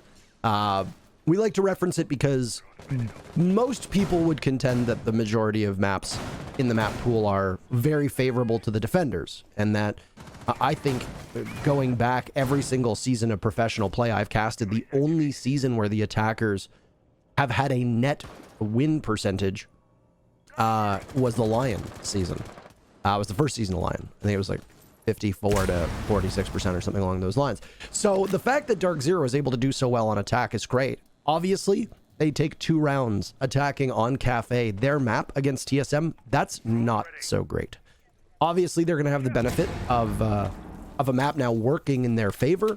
But at the same time, DZ has shown that their defenses haven't exactly been as strong as their counterparts in the region. So if TSM can take a couple rounds or 2, I think that might be enough to put a knife in the heart of DarkZero's chances on Cafe. Yeah, and that'll even us out to 1-1 on the maps. Of Clean course, slate. Yeah, the clean slate. Of course, if you haven't been here, this is map number 1 for play. But DarkZero get that auto map victory since they came in from the upper bracket. This is as a result of DarkZero obviously beating TSM earlier. Now, Merc has positioned himself in coat check. He could actually do so much work from here. Skies is probing. It seems like DZ's aware. 2 SMG-11s, though, they got to be careful. They really need to land their shots. Limited ammunition in those magazines. And they're both still testing Merc. Meanwhile, the roam clear upstairs is trying to open up some holes. Chala will get eclipsed, so Mozzie done. That was one of the roamers. Mint is going to win the fight against Merc that we were seeing earlier downstairs, and Merc paying respect where it's due. Now, There's not a lot of time left for the attack to hit the site, and they haven't really accomplished as much as I think they'd hoped they had. They at least got the roamer. That will be big. They don't need to worry as much about the holes above. That'll allow them, I think, a little bit easier access to this tiny hole that was made by Geo. Hot and Cold is itching for a fight through that opening that you'd mentioned, and while he's going to need to just hold off the troops from TSM, he'll be aided by one of those toxic canisters being deployed by Skies. He's got 2 left in 20 seconds. That means that you'll be able to blanket the remaining timer. Just narrowly evading the frag grenade is the Hot and Cold once again on his belly. We talked about how important he was going to be, and he's the first line of defense. But right now, TSM just bursts on in. They get so many kills, but pistol out, Hot and Cold is gonna clutch! What a huge play from Hot and Cold! And he's not the first line of defense, he's the last, Michael. What a showing from him in the dying seconds of the round, and DarkZero take it. What a moment for Hot and Cold. The man who they say his name speaks for itself. In this moment, he was certainly hot. And geez, what a round to take there. Now, it's actually kind of a bit of a throwback, Parker, because Cafe has been Hot and Cold's best map since before it got reworked. Like, I don't know what it is about Hot'n on this map. Even, again, way back in early days, we're talking first year. I don't know why, he just plays well here. Hot and Cold always plays well on Cafe. And in that moment, Hot and Cold just single-handedly won a round for his team and changed the entire landscape of this map. All of the possibilities have shifted. Well done to him, and congratulations to DarkZero. Beautiful play there. What was it? I remember we talked about Hot and Cold on this map back when he used to play Ash. Yeah. And that was the old Cafe, before the rework, if you remember. That's what I was talking about. He's always been good on this map, and I don't know what it is. I know that's what you were talking about. I was vouching and giving I think it was legitimacy and showing that we are of the same mind, Michael. Was that back when was it Flipside back then? It was either Flipside or it was SK, one of the two. Yeah, it was a long time ago. Yes, it was quite a ways ago, Michael. Yeah. They might have even been playing under Homeless at the time. I can't remember. Oh exactly, man, but that's a small pocket of history there. Homeless, and then Homeless was after F3 before SK. Ooh, and then they got. Oh my goodness! Look at this. Hyper just standing under Red Hatch, waiting, just itching for a fight. Doesn't get it. Immediately falls off, and he heads over towards the skylight. He could have been picked off if somebody from TSM was looking in that direction. But Hyper is committed to this. He is not going to be shaken off of pillars right now. Now, sometimes clutches like the one we just saw from Hot'n, they have interesting and different effects on certain players and certain teams. It can be varying. Sometimes it amps you up and makes you want to go for fights. Sometimes it, solidifies your confidence in your team and makes you think that, if I die trying to make a play, then it's okay. My team's got this.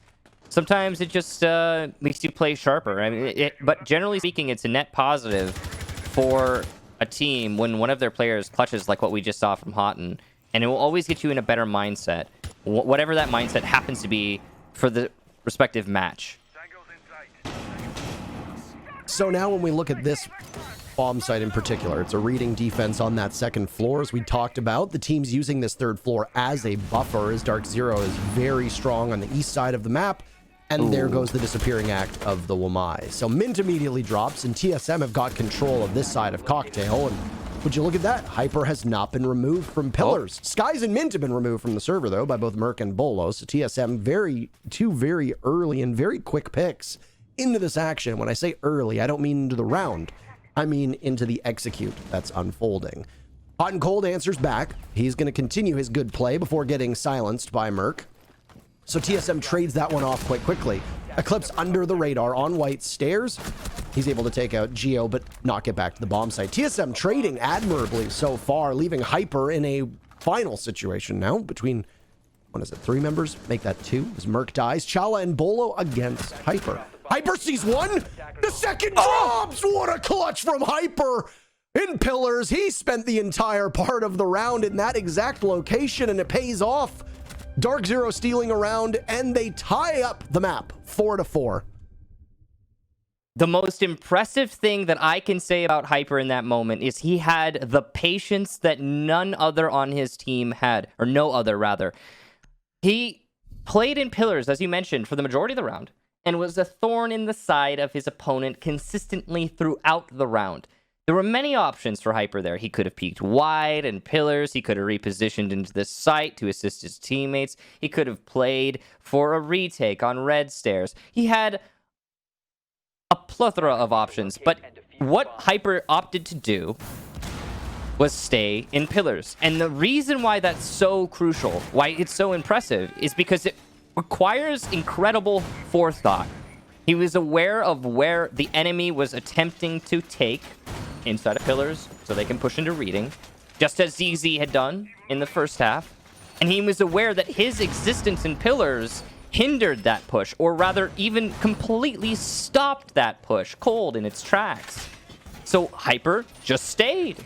He didn't overpeak. He never exposed himself. He only seized upon the opportunities presented to him by his opponent. And boy, howdy, did that work out well for him. You saw how that was contrasted by many of the other players on DZ going for aggro plays, getting refragged immediately by Merc, and all over the place. The pressure from above, the holes made in the floor. Oh my gosh, TSM did more work with those holes above than we usually see. It was impressive stuff. That was what I was going to praise TSM for. I thought they would win it, but Hyper's patience wins it out. Patience is exactly it. You know, Hyper had started to head towards White Stairs because the call was made from the hatch, and he got the very first pick from that angle.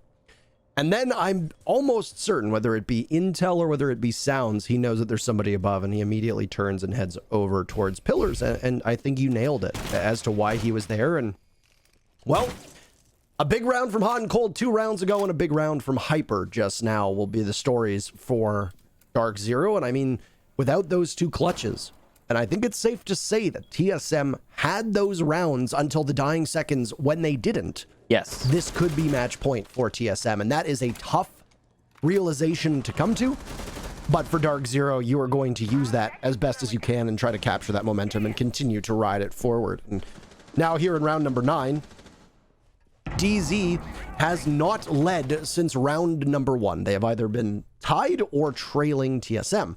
So they are going to do something that they haven't done in well over half an hour, which is try to lead this map. And by doing so, they would take 3 rounds on defense, which is at minimum what you want on Cafe. They're defending upstairs, and well, they've got the Vector in the hands of Mint down below. He's just going to watch both those entry points over towards reading, and Bolo knows that through one of them, he's going to have to push on in. There he goes, and he loses the fight. DarkZero get the 2 opening picks. Bolo and Achieved are sat down, giving DZ a 5v3 with a minute left on the clock.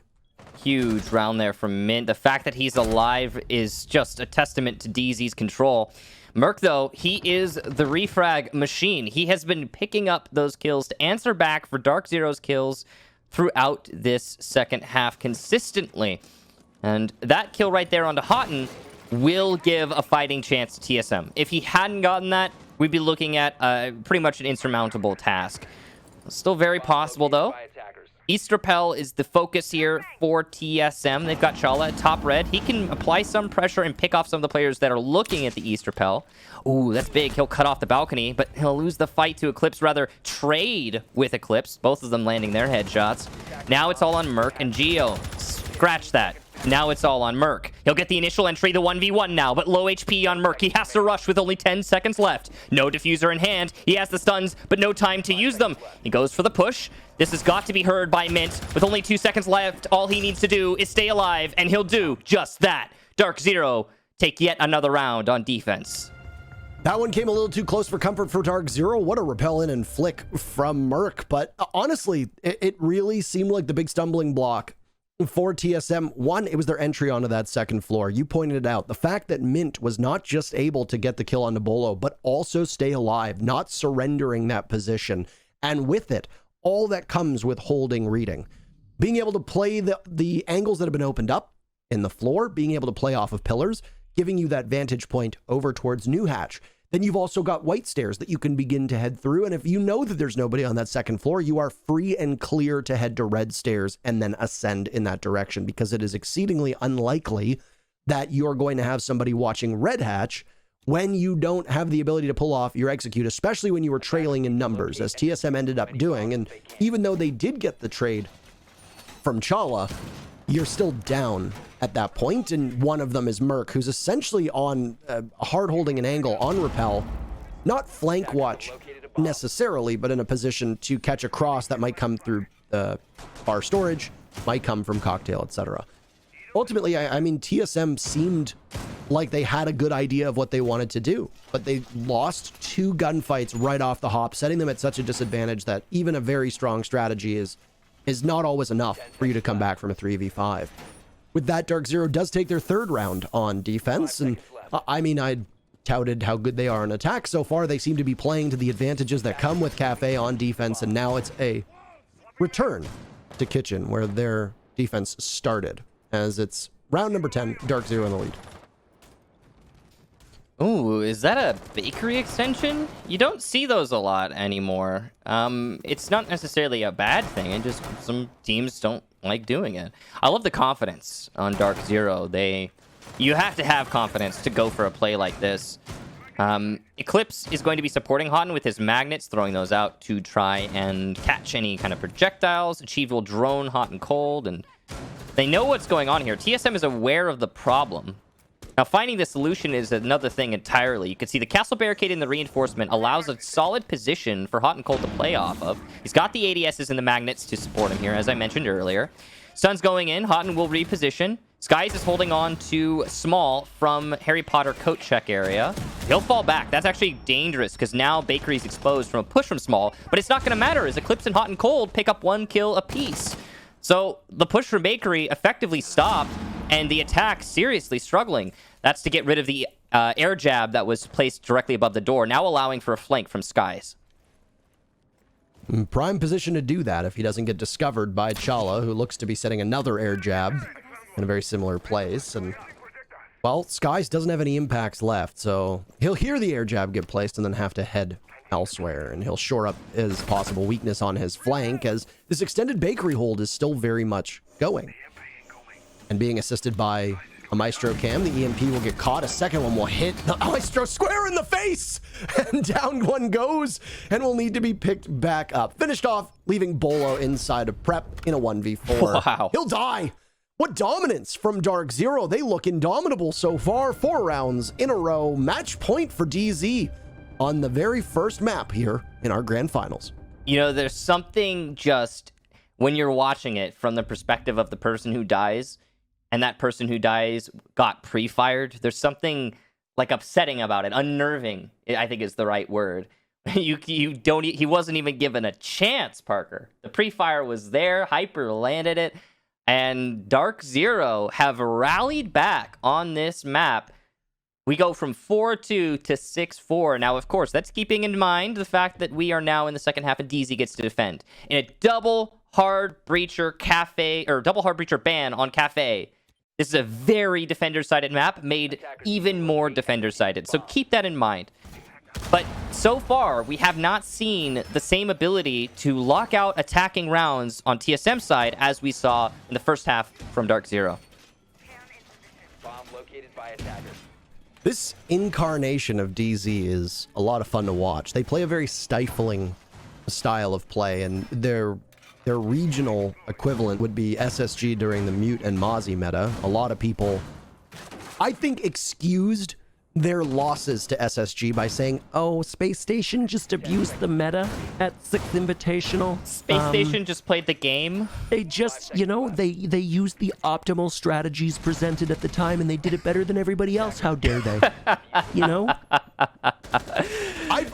I'm not even going to tell you how many times I've heard that in private. I've heard that from people in the community. I've heard that from teams. I've heard that from random viewers that make comments on Twitch chat, and I mean, that's my fault for reading Twitch chat, but they use their brains, you know, when confronted with the brainless. Space Station only did well because of Mute and Mozzie, and it was But the point I'm trying to make is that it was very stifling, and you could tell that the way that SSG did it in their region, the same region that we're casting right now, which is North America, obviously, is they were able to punish you because you had to play their game, period. And right now, over the 2 days, now I guess day 3 that we've seen of the NA Mini Major, is that DarkZero has forced every team to play their game.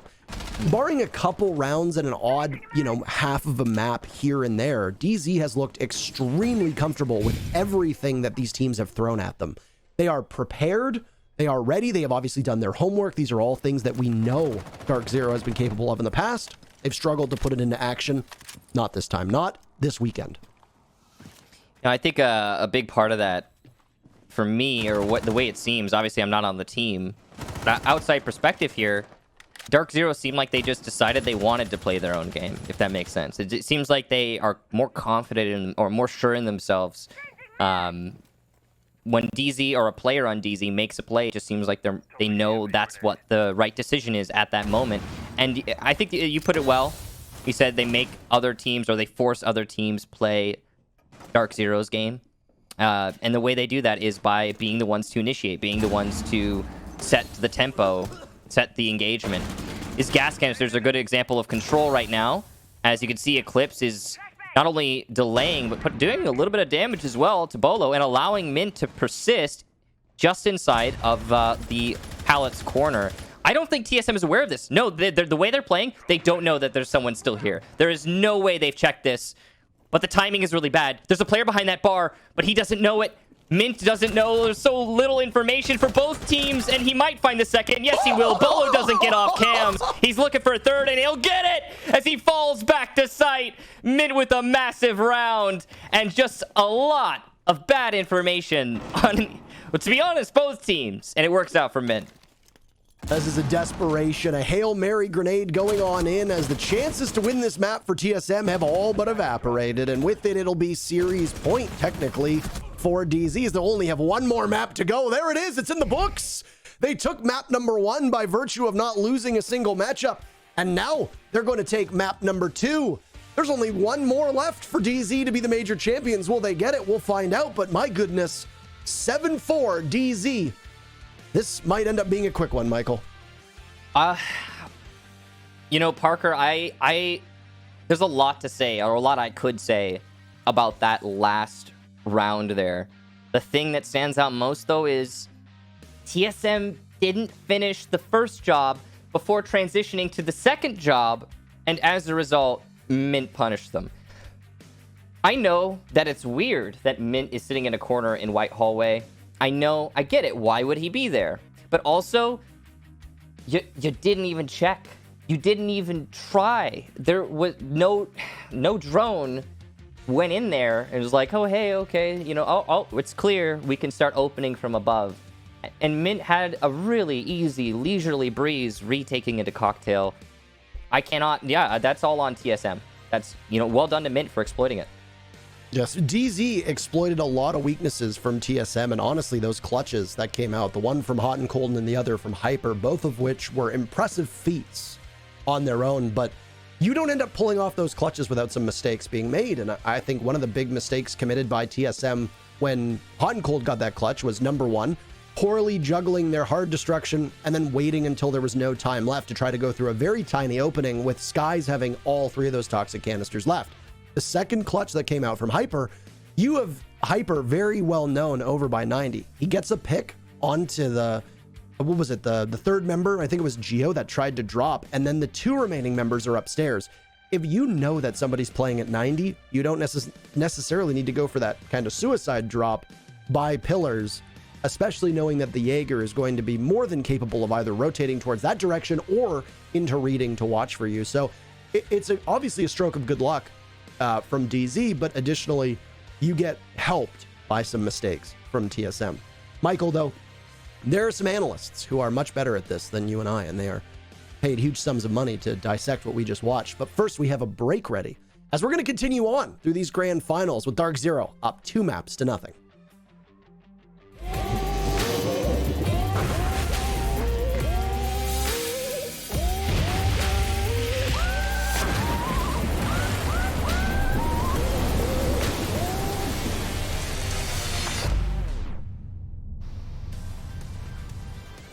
Welcome back. I'm Jackie Jing with our lovely analysts, Jesse and Veli. Gentlemen, what a map one. Cafe 7-4 going to DarkZero, defeating TSM.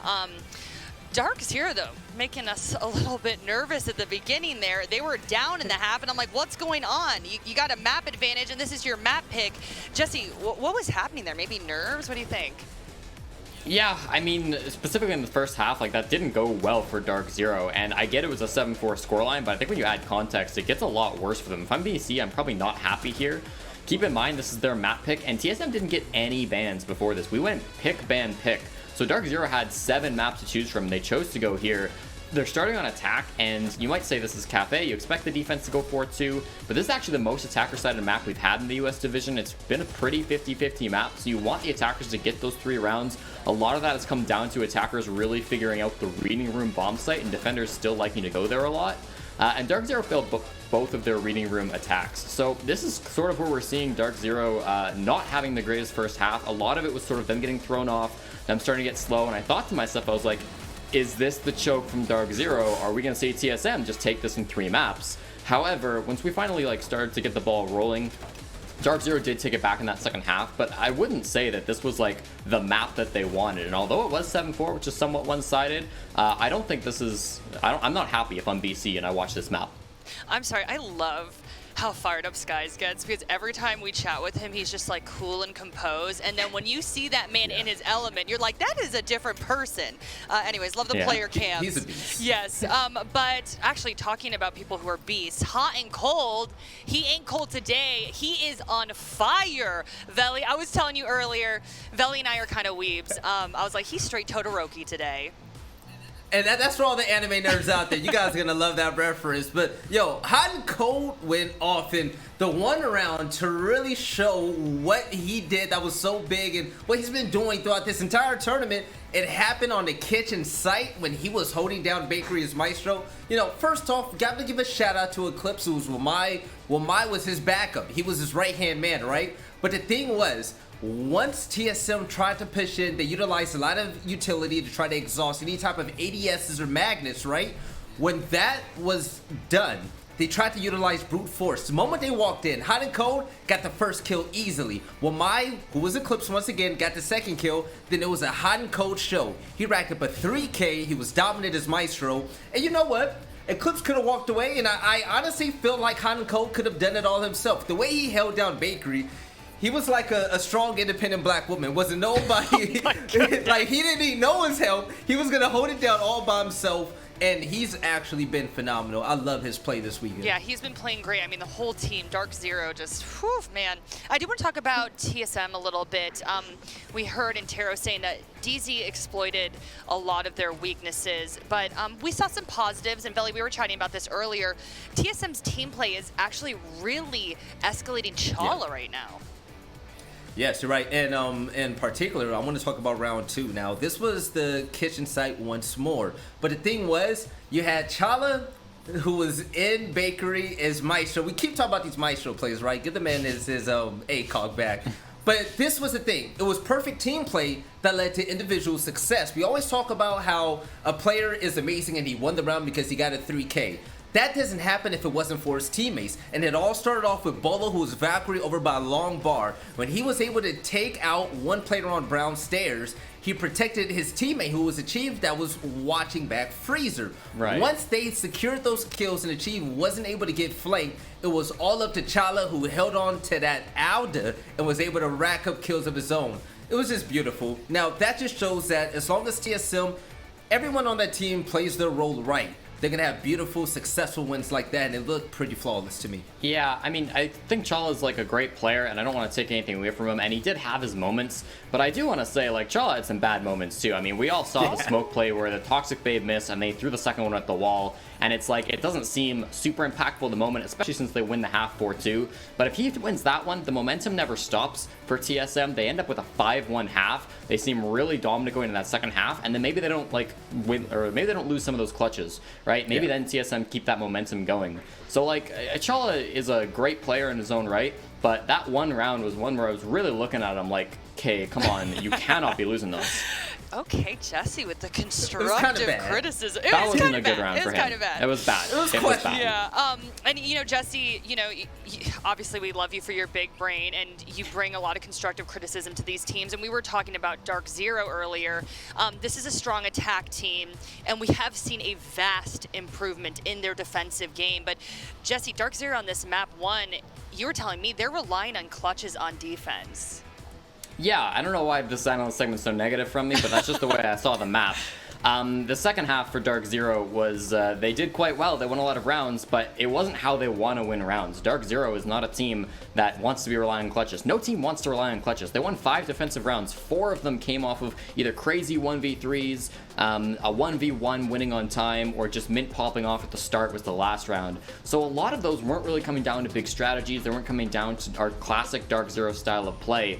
And specifically in those first couple of rounds, it seemed like the reason that they had to be in those clutch situations was because the DarkZero strategy that they clearly came into this map with that in mind fell apart, and TSM had bested them. TSM, through a lot of these rounds, looked like the better team, but DarkZero had that clutch potential, and it's good they had the clutch potential. It saved them here today. Hyper had one, Hot and Cold had one, Mint was really phenomenal as well. So it's great that DarkZero's individual players stepped up. But again, I think if they want to win this series, they want to win the whole best of 5, they're going to need to do a little bit better than that. Okay. Veli, we used to come down hard on DZ about not being able to adapt, not doing well in chaos, and Jesse kind of elaborated on that a little bit. So when did things change? Because I do feel like they're adapting well. So when do you think things switched over? I think it was really the consistency that came up from scrims, like BZ said, between Hot and Cold and also Eclipse. Now, there's one thing about Hot and Cold I wanted to point out. Think about it with me. Throughout the entirety of the weekend, one of the main hard breachers that he's been rocking with has been Maverick. Now, and that's important for 2 reasons. Because Hot and Cold, as Maverick, can put in a lot more fragging than he can as Thermite. Because he has those 2 frag grenades, and overall, just a better gun, right? So the thing with DarkZero, they've mastered the art of using Maverick to open up walls, and then you have the Sophia open it up right behind him once he's done using a blowtorch, and after that you have 2 frag grenades and that gun, right?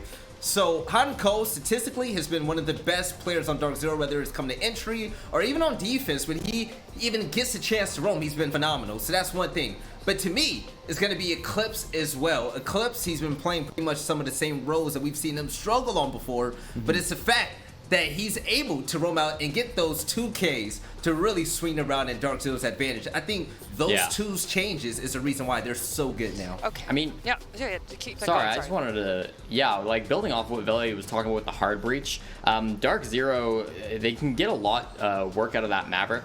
But when they have that Thermite Thatcher combo, they can be really, really dangerous as well. Thermite's their highest win rate operator that has more than just a couple of plays. He's at 73% win rate. And Thatcher's right behind at 72. And both those operators have sizable round pools to draw from as well. So there's a good sample size there. And I think that kind of speaks to the style of play DarkZero have, because their biggest operators tend to come from those support ops that can execute those strategies. When you look at TSM side of things, their highest win rate operators are IQ, Ash, these operators that they frag off with. So I think it is an interesting, when you look into those stats, it's interesting to compare the play styles between both Eclipse, Bolo, and the rest of their teams. So that's one interesting thing to note. Yeah, and talking about stats, and you were just chatting about this a little bit. We have Eclipse and Bolo on your screen right now. They have been the players to watch that y'all selected, and let's just wrap up how their gameplay has been. Veli, I'm going to throw this one to you. What do you think of these 2 players right now? Phenomenal. You know what? Bolo did what he could with the opportunities that he was dealt. But there were a lot of mistakes, especially when that Kickstarter pointed out. I mean, how many times do we see Mint walk around and get a 3K on the roam, which was really nice to see from the old man, right? But also, we saw a similar play earlier with Merc, and it's just both of these teams are, you have players that take advantage of just weaknesses on both sides, misdroning, not watching corners, roamers really taking advantage. So whenever you see players like Bolo go 6 and 7, you got to really start thinking about all the mistakes that TSM has made on their end compared to what DZ has done. And I really think that the mistakes that TSM has made is the main reason why they've been losing. I feel like, this is a pretty even matchup, but TSM has really slipped a lot on Cafe. And I think it's kind of funny. We had Eclipse as our player to watch, and DarkZero relied on a lot of clutches. They had a lot of big individual plays, but Eclipse wasn't really the one getting them. It seemed like every player on DarkZero had like one moment, or maybe even two moments, where they stepped up and clutched the round for the team. Eclipse kind of didn't really have any of those. Not to say he played bad or he didn't contribute, but he was more just like an all-around getting kills in specific rounds. A little bit more spread out, doing his role. He was on that Thatcher smoke, as you saw. But it was kind of funny, you know, he was our guy to watch, and then everybody around him sort of popped off instead. It happens sometimes. So I want to talk to both of you about this. DZ, they're preppers, they do their homework. They're very reliant on their plans. And we don't mean this in a negative way at all. I mean, like, this is just kind of like one of their big strategies, what they're very well known for. I honestly was a little bit nervous for them today because I felt like, hey, did they show all of their cards today? Is TSM going to figure out all their plans? I mean, how deep is this playbook, gentlemen? How deep is this playbook? It's extremely deep. But they dug to the deepest part of that playbook, and my main criticism was a lack of intel on DZ's lineups. They only chose Maestro 20% of the time during the middle of the season. We didn't see a lot of intel ops, we didn't see a lot of shield ops besides Clash. But now DarkZero, they're bringing shields galore, they're bringing intel galore, okay? We're starting to see a lot of Maestro with these players are going off with them, right? We're starting to see Monty on attack. That way, Mint's able to go in and gather a ton of intel, and he rallies the troops and pinpoints them in the direction they need to go in order to get the kills. That has worked extremely well. On defense, though, the Clash play, it looks like it's been better than ever. They've been really able to slow down TSM and every other team they've gone against to really put the ties in their favor. And the pace has been set by DarkZero this entire weekend. They play and other teams adapt to their play style and not the other way around. And I do think that, like, for DarkZero, it's really important when you think about their strat book, when you think about, you know, the maps that they've shown already, it's important to look where they're going now. In terms of like how deep that strat book's going to be, because at least for these first two maps, DarkZero got away with playing maps that they haven't really played very much in the regular season. They didn't play very much in this tournament so far, so there's still a lot that can be hidden there. You know, if they come in and they play a map that they played a bunch, like Clubhouse or Consulate, then they're going to be in a really bad spot because they've already shown a lot of what they have to offer, and the support staff from TSM can really dig through all that. But coming on to a map like Cathay, which they played once the regular season and once this tournament, both against Space Station, there's still a lot of opportunities for them to show new stuff. Oregon as well. It's a map that I think, you know, favors TSM, but it has some potential for DarkZero in that DarkZero haven't played this map very often. It hasn't been one that they've shown off very much, and TSM have. This has been their best map, and they've shown that. They've proven it. They put it all on the table. So there's a lot of potential for DarkZero to do that research without having that research done on them, particularly with these first two maps. Okay, so Veli had his coach's corner earlier and kind of gave us an inside perspective on what the coaches are thinking.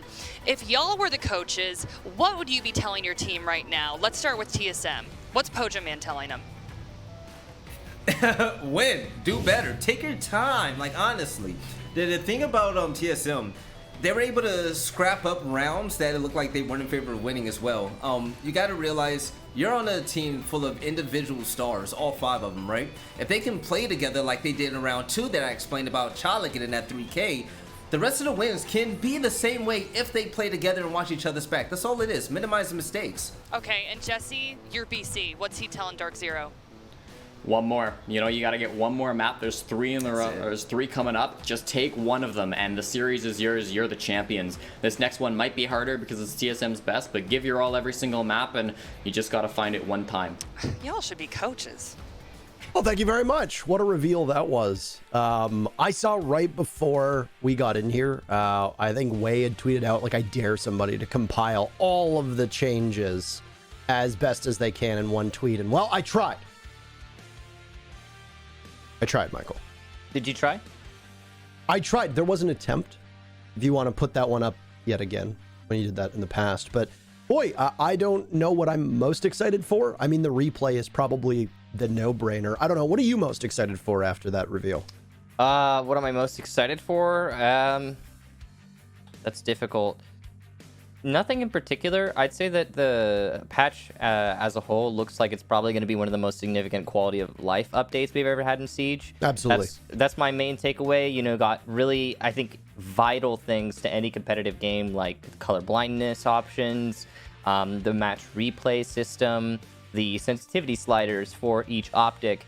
And when you're introducing all these new magnifications to a game that's been in existence for so long with only 2 options, 3 if you count Kali, or 4 actually, technically, I think that it's important that you have those sliders. So it's good to see that. I like the way that they're shifting the hard breach, actually. And I'm surprised. When I first heard about what was going on with the hard breach, actually, I had to process it for a long time before I actually came to terms with it. But the way that they're adding the drop-down reinforcements on the ceiling and then introducing more hard breach that they can change, by the way. Like if they want to give that gadget to someone else, they can do that. They can take it away. I think that that's going to make hard breach more dynamic, more interesting in the future, and less rigid. I hope so. I mean, the changes to Thatcher are obviously huge as well. Now he disables gadgets instead of destroying them, so there's more consistency there. But that's enough from us. That's enough about Operation Shadow Legacy. We're not there yet because we got a match to play, and we're going to Oregon. DZ is 1 map away from being the major champions. Yes, I know. It's been a while since we've seen you. Cafe wrapped up about an hour ago or thereabouts. It was 7-4 in favor of DarkZero. They'll ban Ash, targeting Merc, of all people. Let's get into it. Map number 3. Parker, I gotta say, and I know I don't want to linger too much on the update because we got a match right in front of us, but we're going to use this ban phase to talk about this. We're about to see this plus the European major are bound to be the last of this kind of siege, because I will say that this update to Siege looks like it's going to completely change most things. And we're definitely in the middle of an era shift. So let's savor the sweet taste of this match as we can, and we'll get the most out of it. Hopefully, maybe we can get some more maps, but we'll see. DarkZero looked pretty dominant in map number 1, and considering they're already up 2 maps with that 1 map advantage coming in from the upper bracket, this could be over quite quickly. With the way that DZ has been playing this weekend, I wouldn't be surprised if it is, but I mean, I don't really want to get too ahead of ourselves here. Of course not. The vibe of that first map, and I don't know if you'd agree with me, I guess technically it's map 2, but the vibe of that cafe map, Michael, was it sure seemed like TSM after that first half was in the driver's seat. I am aware that it is it's a defender-sided map, yada yada yada. But after those 2 clutches that came out from DarkZero, it certainly felt like the mood shifted. And with it, I mean, who knows? There's been a bit of a lengthy break right now, so any momentum that DZ might have had could have possibly cooled off. But for a team that is as methodical as they are, and as a team that is as cerebral as they are, I strongly believe that they took this downtime to prep for Oregon, and I think it's obviously going to benefit DarkZero quite a lot. 10 seconds left before insertion. We've been seeing at this tournament DZ in their stride. Now, there's a lot of speculation as to what that is or why it is. There's a lot of conversation, what changed for DZ. And again, for me, it seems like they just became more self-assured, more aware of their own capabilities, and more confident in the plays that they make, and it's working out great for them. They aren't shaking nearly as much as they normally do. We've seen DZ go down a few rounds and just completely fall asleep. Not so through this tournament. Whatever it is that's going on behind the scenes that's enabling them to play the way that they are, the only thing that you can hope for as a DZ fan is that they keep that up. Because we've seen amazing DZ before, and we've seen them falter off that, the top of that pedestal. So the consistency is going to be the main, I think, judgment here. And if DZ is given an opportunity to lock this finals out with this last map, if they take that, then we're going to have to wait an awful long time to see that kind of DZ again. I agree. This is TSM's map. So we'll come on to Oregon now and see exactly how it shapes up. As, no surprise, it's a downstairs defense. Oregon still has that 1A, 1B style of bomb site defenses that you see. Some teams will go down to laundry, supply room. Some teams will decide to start up at the double dorms upstairs. They're both quite strong, and it depends on how you're going to play it. For DarkZero, this is very much an intel denying style of lineup. The denial that's going to come out is going to be in the hands of Jaeger in terms of gadgetry, but the rest will be information that is withheld from the attackers, and that'll be Hyper, Mint, and Eclipse all working together as the trio of Mozzie, Mute, and Vigil will do an excellent amount of work at making sure that the drone work and the job of the droners is hindered as best as possible. And Mint will go sight unseen and take out Bolo, and now another 2 for Mint as he's inside a meeting hall by the sandbags. No sandbagging from DZ. He'll scoot off over towards the kitchen. 2 opening picks, and Mint manages to exchange 95 HP for 2 very important targets. Yeah, that's your Thatcher and your Zofia, and Thatcher is still able to destroy those gadgets fully, so that's a pretty big pick there. I'm amazed that Mint was allowed to get that prone peek. He might even get a third as someone crosses right in front of him. He'll do, I think, some work there. Hard to tell, but he at least forces someone back. Or no, pardon me, that was a defender. I am delusional. TSM are fully focused right now on the bunker pillar take. This is not going to be easy to pull off. You've got Hot and Cold playing in a corner by Small. Good rotations, and hallway control is firmly in favor of DZ thanks to this shield. Small will get opened up. That forces the aggression out of Hot and Cold, and he dies to a nade from Achieve, who predicts that aggression correctly.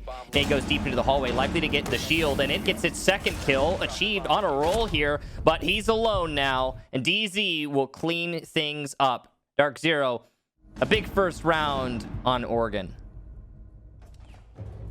Performance as you expect from the defense on this map, and Pillars is a very strong position to hold.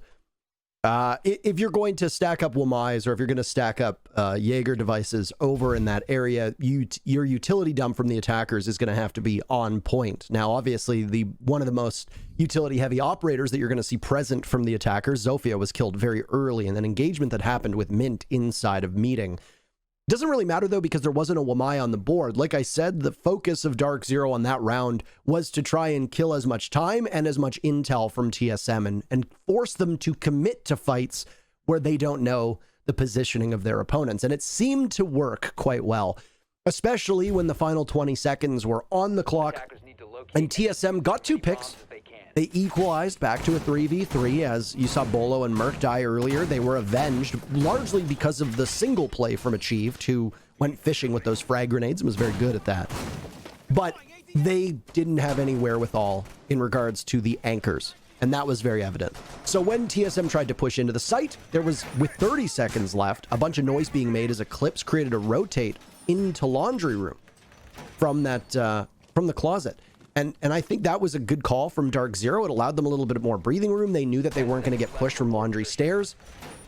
They had to worry about the pillars take, which is oh so common. They had to worry about maybe losing pillbox. And it got opened up very late for TSM. And then TSM tried to take gunfights, but like I said, they had no intel. They had no idea. And DarkZero, understanding where the push was coming from, they made the adjustments that they needed to fall back far enough so that their lines of sight were superior to those of TSM on the doorways that TSM was going to be coming through. With that, round number 1 goes to DarkZero. This is something a little strange, though. Dining hall and kitchen is oftentimes seen as the least played bomb site on Oregon, and yet it's going to be the scene for the second defense of DarkZero. What do you think the thinking is behind this? Well, they clearly have a pocket strategy for this. You can see their setup is a little bit different than you might expect. They're playing very far back. They're definitely focusing on control by lockers, which is normal. That part's normal. The rotations are the odd bits, what's open, what's closed. DZ has like a very specific setup here. That shield in the hallway is going to be super essential to the hold, in my opinion. Mint is able to support Hot and Cold a lot, and as such, Hot and Cold is able to hold the site. If this shield is dealt with, it's going to be very hard for DZ to hold on to this position. There's one ADS there, and obviously, since Hot and Cold is Wamai, he can throw his magnets into the hallway to support the shield. ADS clear successful in lockers, though. So the Wamai's magnets already being overwhelmed, and he's going to have to start throwing them inside of lockers. Wall gets opened up. This position is going to become much more difficult to hold in a second, but at least he's got the shield. Nitro goes out, and nobody there, but Mint, is he? He might have been able to get a pick there had he committed, but he doesn't fully commit. He'll fall back to play it safe. I think that was the right call from Mint. At best, he's going to get traded out because he's going to have the SMG-11 and get turned on from the 2 players from TSM just by the doorway. Speaking of getting turned on, hot and cold does from Bolo, who had been doing some drone work earlier. Geo falls, but Bolo's just going to charge right on in and manage to avoid the grenade that blows up right next to him. Geo finished off from Skies, and this angle being held from Bolo here will likely go without anybody on DarkZero seeing. He finds one, but gets shut down immediately by Mint, still playing off of the shield over by Showers. A minute to go. 4 casualties so far, 2 apiece. Mint low on HP, and utility dump going on towards Mint's position. Pushed off of that deployable shield with a default camera still up. So that will be something that DZ will be able to be playing off of. Skies and hot and cold likely making the calls. But there's not going to be a ton of intel. Eclipse has Mint's back, but he gets taken out by Achieved as this is an aggressive play from the Sledge. The pace of this round just does not seem to abate whatsoever. It's down to a 2v2, but this mirror window will be a significant challenge that Hyper will be playing off of. TSM will have to wrestle with that. Down goes one of those Goyo shields in front of his very eyes. Eclipse retreating towards White Stairs, waiting for somebody to fall back, a couple shots in the leg. So it's going to be even more challenging for Hyper. He swings out and manages to get one. Pistol through the wall, and DZ cleans up. Hyper and Eclipse, they're in a 2v2, becomes a 2v0, and it's 2-0 for DZ. Love it from both teams. Neither TSM nor DZ let go of that round. You can see there were many opportunities that weren't seized upon. There were many chances that were seized upon, and it was constant back and forth. The thing that you love to see the most. The thing that was most evident throughout, again, was the fact that TSM stayed fully engaged. They knew what they wanted to do, and they committed bodies, they committed lives to accomplishing their goal. DZ, same thing. And there was always another player, except for that very first engagement. The Wamai peeking over the shield, very dangerous. Nobody support him, nobody to get the refrag, and nobody even tried to. That ultimately was why Locker's control was lost so quickly on, or so early on. That could have been a little bit smoother for DZ, that's for sure. But they won in the end, and really that's all that matters. Hyper played a big role in that, if in nothing else, from the pressure that he was able to put out in the hallway. He prevented a push in the hall, which would have flanked the Mira inside of Kitchen. So that's a really important play there. Or not the Mira, rather, the Goyo. That's a really important play for the Jaeger in the hall. And Hyper, great job to him. He also managed to get the refrag on his teammate. Now, overall, team effort for DZ. And some amazing play from both teams so far. It seems like the defense has just been able to edge out the attack every round though so far. We're only 2 in, and these have been close rounds, so there's time for that to change.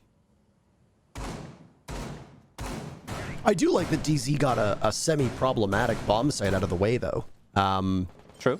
We talked about it a little bit at the start of that round. How the Kitchen is. I guess it's called, like, I guess you'd be the apex. Because you've got meeting, and then you've also got a dining/mess hall, and then the kitchen bomb site is going to stay standard. And you're going to play around it very differently, obviously, and the way that DZ tackled it was they didn't worry about any meeting takes, and, TSM didn't bother for the meeting side of things. This will probably not be the case now. As we look towards round number 3, it's a defense upstairs of the double dorms, and this is nothing too surprising. Nitro cell in. This is Mint. This is a rough go, and he gets Chala. What a toss. Prepped and ready. And like that, 1 minute in, DZ finds themselves with the opening pick here on round number 3. Okay, so once again, I want to bring up something that's been talked about, or that I talked about last time we saw DZ and TSM play. Nobody expects DZ to be aggro on defense, and they've been doing that this entire major. They take any kind of opportunity they can to get an early pick. They just go for it. Hyper's playing a trophy right now. People expect Hyper to be chilling in the site with the rest of his team, not to be extended into trophy. People don't expect anyone to push up to Attic to C4 that wall. Not on DZ. That C4 is a common C4. That is a very sensible and common C4 that we've seen a lot of. Yes, but you don't expect it out of DZ. And it's working so well for them that they're doing it. This C4 likely will land on the ceiling fan, I want to say. But the goal of that C4 is to kill the Thermite as he attempts to open up the master closet wall. We'll see if that works. But I think the intentions might be kind of clear here, and Geo's not going for it right now. stat that you'll see on your screen says, despite being behind in the match, TSM is winning the opening duel battles 7-6 thus far. They didn't this round. Bolo gets Hyper, so back to a 4v4 we go. Hyper taken out at the bottom of White Stairs. He's got Hot and Cold nearby, so DZ has not completely lost that control that they need when the push should happen. And Hot and Cold will also have a Nitro Cell in hand, so he's very ready. And you can see the entire roof above him / floor, whatever you want to call it, is very much like Swiss cheese. He's going to be able to play through it. I don't know if he gets caught. Oh, he sees Achieve, takes him out, but then refragged immediately by Bolo, who will now ascend the White Stairs, realizing that there isn't much time left to work with. He'll get smoked off and just push right in to the shotgun blast of Eclipse. And DZ, a flawless play off of the execute from TSM, reads them like a book. DarkZero are up 3-0 here on Oregon. This might end up being much quicker than we'd expected, Michael. This is a profoundly impressive performance for both squads, and I know that's deceptive. I know many are probably saying TSM throw or TSM sucks right now, or something along those lines, something to that same effect. But really, my main observation from TSM throughout these rounds has been they are not relenting. They are clearly identifying the problems and maneuvering their chess pieces to appropriately face those problems. For example, the roam downstairs. TSM knows they cannot push in when there are roamers downstairs because the C4s from below will be crippling and will pick off far too many players, and the actual engagements won't go their TSM's favor because they don't have enough manpower. TSM knows they can't open up the closet wall because they are aware of the C4 that's being ready to, or that is ready to be thrown by the mute in sight. They know they don't have time to dislodge the mute because there's only 40 seconds left in the round, so they decide to maneuver their attack completely. You know, TSM is adapting to DarkZero every step of the way and almost making it work many of these times. But what you brought up earlier, and what I will reiterate now, is key here. TSM is adapting to DarkZero. The way that DarkZero is playing, where they put their best foot forward, where they take assertive control of everything that's happening, and they don't let their enemy have a word in, or get a word in edgewise. The way that is transpiring, it certainly seems like TSM isn't able to play their own game, and I think that they are feeling stifled. Stifling is the word that was used earlier on Cafe, actually, to describe DarkZero, and I think it's very apt here, so I'm glad that you used it as well. Because it is.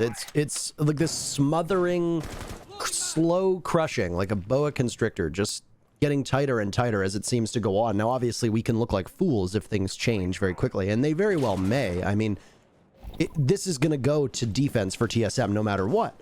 Even if it's 6-0 for DarkZero, TSM will at least have one opportunity to defend, and because of that, their likelihood of winning a round is going to soar. That's just the way that Oregon works. So I suspect that this match will tighten up as we go along, but for right now, DarkZero has not really looked phased on most of those rounds. Laundry came a little bit close and then fell apart really quickly. The dining defense was largely a fight around kitchen, and now on round number 4, back down to Laundry supply room, you see TSM very narrowly escape a situation that could have been the death knell for this round, as Achieved gets away with 20 HP. But again, DarkZero gives up nothing in that altercation. Oh, he doesn't know how close he was. Mint could have actually gotten a pick there. And he's detected that there is someone in the main lobby. That's the, I believe, the Thatcher of Bolo. Yep. And he's going to be trying to hold split. As the Vigil, the drones won't be able to detect him, but the shots will give away his intentions. Clearly, Bolo heard that, and now Mint will be stuck in this corner, but he's content to wait, I'm sure. He has no incentive to peek out of this, and he'll win the fight as Bolo peeks without his gun ADS. Not the second one, though. Chala will get the refrag. That's important. TSM keep themselves in this round. But that took 2 minutes to clear out those top 2 floors, and DarkZero have got to be feeling mighty comfortable in their sight right now. With only a little bit of time left on the clock, all they need to do is wait. TSM trying to open up the drop downs to get some entry points, and we'll accomplish just that. Looks like it'll be a main lobby freezer take here for TSM, as they don't have time to clear out blue anymore. And one thing that I want to note is that last time Achieved tried to throw those 2 nades in on a laundry supply take, he wandered into the plume of smoke to do just that. With how low his HP is right now, he's not going to survive should that happen. And now Chala's going to be low on HP as well as Eclipse tosses it up and then levels Merc, looking for another on the stairs as he gets flashed out from the hatch. This is going to be Eclipse right now, showing that the best defense is offense, apparently. Grenade goes down, shotgun out, and he'll be able to finish him off. And there you have it. The flurry of kills with 2 from Hot and Cold. DZ 4-0 on one of the most impressive showings we've seen from this team on a map so far this season. DarkZero is just playing so dynamically. That play inside a freezer, for example, what Eclipse just did is just so uncommon. It's so certain, almost, and odd that it be that. The reason it's odd is 9 times out of 10, in competitive Siege, a mute playing in freezer, once the drop down gets opened, instead of trying to play off the operator's merits, that's the shotgun and the C4 that Eclipse had at his disposal, most players would simply retreat into the site and try to hold freezer from deeper in sight, and don't let the attackers get through the freezer door. Shoot them if they get close to the breach that we made. And that's what I'd say 9 out of 10 times. That's what I would see happen at this level. Eclipse instead, he throws a C4, which, when you've only got a few seconds left in the round, that's, that time that that Chala has to spend running away and then running back, that matters. That's significant. And then instead of falling back, after throwing the C4, he realizes, you know what? I got a shotgun and 2 bottlenecks. If I play by the bottom of the staircase, I can force the close engage with anyone who challenges me. And with so little time, I can win this round for my team by simply staying alive at the bottom of the staircase. That on-the-fly thinking from Eclipse, that awareness of the situation, is 10 out of 10. Eclipse has been around for so long, Michael, that we love to highlight how good he is at fragging and how good he is at just getting kills and all that, but his decision making is something that I think needs to be touted as well. And in this case, I mean, the SAS operators require a decently high level of game knowledge, but I mean, when you've got a shotgun that kills most things with 1 shot, and then an SMG-11 that you can use quite effectively at long range, providing you can control its recoil, you do need to juggle those different weapons and understand how that works. And I like that Eclipse didn't give up too much. Now, I think he did technically die at the end, but it didn't really matter because the round was over. So in that instance, the decision-making from Eclipse was largely flawless. Now, this is really brazen. They walk right up to the mirror window, and I think they managed to get it off. There was an impact that seemed to get tossed out from Hot and Cold, but it misses. You should have clear entry to the B-bomb site now, and Skies will be the one to watch that cross with Hot and Cold a little bit deeper in the B-bomb site, and presumably has a rotate in a meeting as well, as we are now about halfway through round number 5, and it is a new bomb site from DarkZero. It's going to be meeting instead of dining, but with kitchen being the same. Well, they had other options here, but I like this. Now, that wall getting opened up by TSM was really big. I'm impressed by how they managed that. Chala's left alone here, which means that nobody is able to capitalize on that air jab detonating. The reason Chala is alone is because TSM have rotated for a tower take. They want to take tower and then pinch between it and cafeteria. Now, it's cool that the Nomad is the one alone because she's going to be able to control the entire area by herself with the air jabs. One of them being spent is costly, though. So less that you have available. An aggressive play once again from Eclipse. Hyper will get a pick. Not sure where, but he manages it. Looks like that's the sledge. Gone. Big kill there. Now, DZ is still in a good spot to hold this out. They don't necessarily need to rush right now, but Skies gets aggressive by the B bomb site and actually gets shut down thanks to the air jab catching him on the rotation. Chala pistol out, needs to reload. C4 will miss. Chala's doing a great job of distracting his opponents and wasting their utility. Geo gets one on meeting as he tries to push it through the breach, and down goes Hyper as he gets too aggressive to Chala, who's still alive on that flank. Clips, beautiful shot onto tower. He's nullified that pressure. Shotgun out. He's going to win this fight. All but certainly. He'll finish off the Zofia, leaving Chala in a 1v1. Low HP and 3 kills in the round. Chala will be a hero if he wins this. But with only 4 seconds left, he has to plant and he has to stick it. 000 and information. Mint can't lose it. DarkZero will take the round, and they confidently put that one up on the score sheet.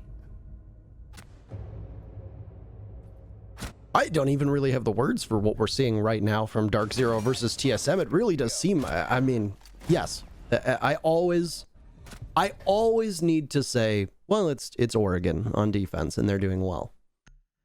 But goodness, it does not appear like TSM has showed up for this match today. They started out strong on Cafe. Did those 2 clutches break them? That's the question that I have right now, and I don't have an answer for it. It certainly seems like that. After Hot and Cold's clutch in round 7, TSM have not won a single round. Let that sink in. That was a while ago too. That was like over an hour and a half ago. Now, mind you, there was the reveal panel in between, but since round 6, their very final defense, and mind you, DZ has been on defense for all of those rounds since. TSM has yet to win a round on attack, period, in this matchup. And they have not now won a round in 10 rounds. 10 consecutive rounds without a victory for TSM. And TSM was leading, as I had also pointed out on that Cafe match, TSM was leading for most of Cafe until they weren't, frankly, and DZ equalized. I don't know what is going on with this TSM team right now. There is something the matter. And it's not just DarkZero shutting them down. Yes, DarkZero is playing a masterful game at the moment, and they are setting a tempo that TSM is unable to match at the moment. I don't think that's up for dispute, but at the same time, there is something wrong with TSM. They are just not showing up in the way that we had expected. They had a rough day yesterday. They have a rough day today. And this is something that smarter people are going to discuss. This game is not over. The series is not over. But it is getting to the point of no return for TSM, and that's when you need to start to worry. I would make an argument. Oh, Hyper about to be in engagement, whether he knows it or not. Oh no, actually, they're not aware that he's in tower, I guess. But there is an opportunity for Jackal to get this easy free kill. And oh no, Hyper wins it. He shouldn't have, but he did. That is a big kill there for Hyper. We're in a situation right now where the precipice of match point, Hyper should be dead. T3 control should be in favor of TSM. 1-man advantage, and they move on to the site execution. But now he's alive, got a kill to boot, and he's continuing to waste the time of TSM. They might have to try for a totally different area. He'll get a second on a different window. Another fight Hyper should have lost. These are disadvantageous fights for Hyper that he is winning right now. He'll hear people coming in below him, and Hyper knows he doesn't need to take that fight. Nades in the hands of Achieved. It's the impacts, though, that will land underneath Hyper from Zofia. Lots of damage done. Here comes the nade. They'll finally get him, but I gotta say, that's certainly worth it for Hyper. So if you include Gio and Chala dying there, you used 1 frag grenade, 2 Zofia explosives, 1 Zofia concussion, 2 exothermic charges, and 2 smokes were all essentially lost just to get Hyper, plus 2 minutes of the clock. Ugh. That is an absurd amount of utility that was wasted. Now, if TSM can pivot off of that, as they've done some damage to Mint earlier, they've done some damage to Skies, if they can pivot off of that, Michael, and manage to make an execute happen, that will be huge, but they will have to do so without the ability of a hard breacher. So you're going to have to just simply go for gunfights at this point. And given the HP of Mint and Skies, you're more likely to maybe win those, but you're going to have to wade into the Viper's nest in order to do that. Eclipse taking some damage on Repel, and DZ knows that they're somewhat pinned down. Perfect time for a toxic canister to go out, I suppose.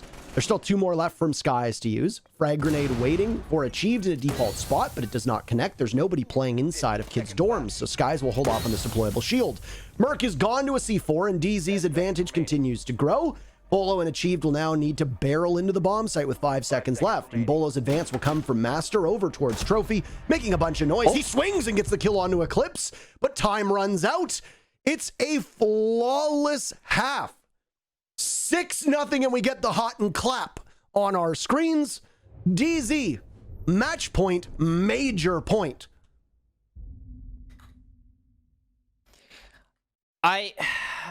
Obviously that round comes down to Hyper. Beautiful play for him inside a T3 of tower. He got way more than anyone has any right to do, or any right to get, I guess. It is unfathomable that Hyper is as successful in T3 as he just was. And yet, it's what happened. So, here we are. Now, one little tidbit, and I'm going to credit it to Jesse, as he's the one telling me in my ear right now. TSM has never lost Oregon since the rework. They're 4-0 on this map. Post-Oregon rework, of course. And, well, it looks like it's about to change. Looks like that's gonna be different. This is their map. They wanted to go here. They want to be here. And DarkZero, on the first half, have absolutely clobbered TSM. And guys, this is it. DarkZero wins one more round over the next 6 rounds. And, oh, they're the North American Major Champions. It's funny because the other day, DarkZero tweeted out about how they're building their new compound in Vegas, and it's going to be one of the most ambitious esports compounds, period. And Canadian tweeted out something about them needing a trophy for the trophy room. Well, they are 1 round away from getting it. And I mean, technically, DarkZero has never won a big series. Yes, this is a team that has been around for ages. Mint and Hot and Cold are 2 players, Michael, who have been in this scene for half a decade and have yet come up empty-handed so many times. It's wild to think about. DZ now stands about 2-ish minutes away from a glory that has eluded them for nearly 5 years. Parker, you know what I think it is? You know what I think is making the major difference here for DarkZero? What's allowing them to play this way? I think DarkZero has shifted from relying on the merits of their plan to allowing the plan to further facilitate the merits of their players. That's what I think's going on here. Because DarkZero are playing in such a way that, in my opinion, really shines a light on the talent, the skill that their individual players have. And Michael, this was a team that squeaked into the major. Yeah. Single round against SQ could have meant DZ's absence in this event. They've changed, clearly, Parker, because they've remained consistently as dominant as they're appearing to be right now through the entire playoffs. It's just been ridiculous. Now, it's not done yet. TSM could win this. It's 5v5 with a minute left on a basement defense Oregon. This is still very comebackable here for TSM. Defense Oregon, guys. This is a very defender-sided map, one of the most. So just keep that in your brain. 1 minute left for DZ to be able to pull this one off, and they're going to sit center stage for the remainder of these rounds, as the only way that they relinquish match point is through overtime. And the push from DarkZero will come over towards pillars. TSM has been somewhat shaken off of this position, and Geo will be the very first man to confront the angry rages of DZ. And it might end up being the blitz of Mint, now positioned over by Blue. Time is going to continue to tick away here, and it will be TSM's greatest ally, as DarkZero still on drone, still trying to get intel, achieved as well as Geo trying to swing, and it'll work out effectively. Achieved moves on up, he guns down Hyper. The big question mark is going to be this blitz. There's one for Eclipse, shield knocked away, and it's a match for the ages. And continuing to swing is Geo, while the rest of DZ puts in work. There's Mint. He sees the mirror lined up, and he'll charge towards Merc. He knows that there's 2 in, and he goes for the flash. Merc completely blind. Mint is the last one down. It's Bolo against Hot and Cold and Eclipse. Gun out. He takes one down. Shotgun, and he'll finish the round. Bolo keeps his team's chances alive. Relief for TSM. They win their first round in almost 2 entire maps worth of games played, Michael. This is crazy, but TSM is finally on the board. We'll head into round number 8. Bolo, a profound breath of fresh air, a splash of cold water on a hot day for TSM. That was So close, too close, far too close. And yes, thank you, Bolo, for giving us more rounds to this fantastic match. But geez, did that still look pretty dominant for DZ. There were a couple moments of hesitation there for DZ before they went for the execute, and that ended up being to DZ's ultimate undoing. Mostly it comes down to, in my opinion, the blue pressure and the lack of information for DarkZero. They weren't sure if there was a crossfire in blue, and thus they couldn't confidently tell Mint, okay, you can go for this play. Okay, you can push here, not worrying about the crossfire. Because remember, Blitz is great in a heads-up engagement. If you're taking a Blitz in one-on-one, charging right at your enemy, Blitz is fantastic for that. But you know what he's not great at? Walking into a crossfire in bunker or blue. So he hesitated. He needed information. They got the information, but it cost DZ 15 to 10 seconds. And those seconds ultimately allowed TSM the freedom to play safer in the site. Great job to TSM. Great job to Bolo for coming up huge for his team. Not only in that round, but look at the scoreboard right now in this whole map. And somebody who is still, I think, relatively new, we would say, yeah, to competitive play. I think it was Pengu who was actually complimenting Bolo and how he was able to thrive as a content creator and then stepping into the spotlight. And I think it's very fair to say that TSM doesn't make it to this matchup against DarkZero without Bolo. And without Bolo is what TSM is going to have to play for the remainder of the 2 minutes and 30 seconds, as he's the opening pick. TSM, unfortunately, well, they're on a collision course and it's in the wrong way. Mint takes a little bit of damage. They're inside a small tower. There's a Dorm's defense from TSM, and DZ's assembled over by small tower, and we'll look to clear out anybody playing inside of the kitchen meeting hall area. We know that there's a couple there. Achieved is one of them. And you'll watch and wait to see what the anchors are capable of doing. Right now, it looks like Chala's the lone man sitting on site.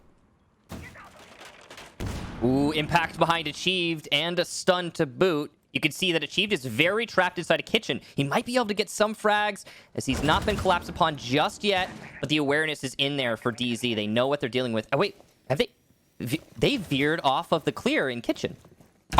Did they not know where he was? It's possible. There is, of course, a mute and a Mozzie in play. It's possible the drones did not get the full information. Nade goes out, so it's possible. I think DZ is aware.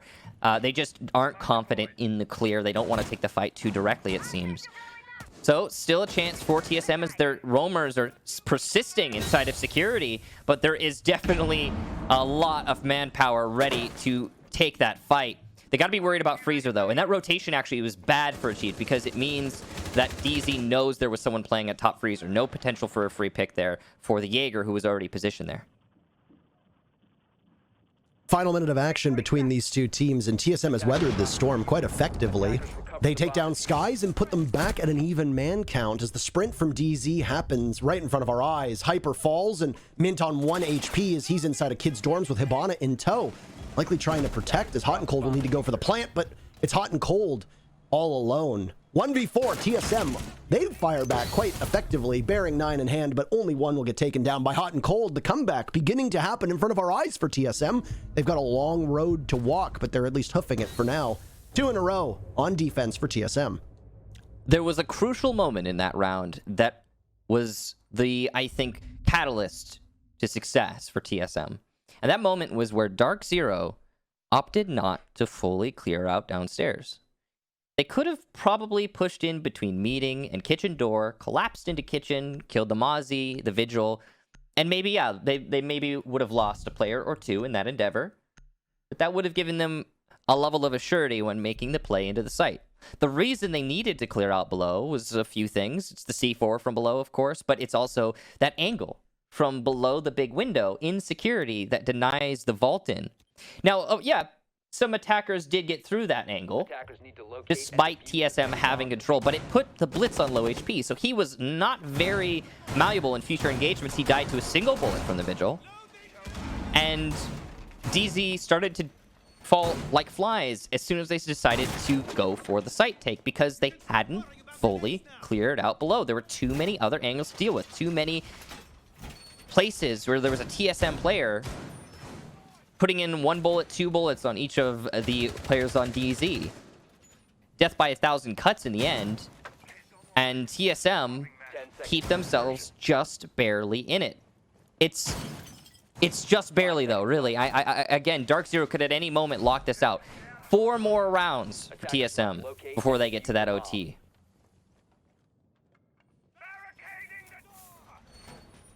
This is I almost get the feeling that this isn't over anywhere near as soon as we think it's going to be.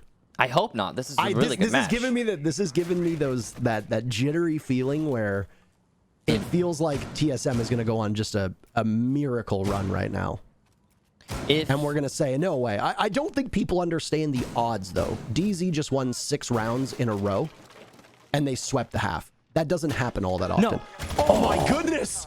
What? Oh. Hyper through the wall onto Merc, and he very narrowly could have gotten another as well onto Bolo, who gets out of there as he's going to be rubbing that lucky rabbit's foot. My goodness, the luck on Bolo.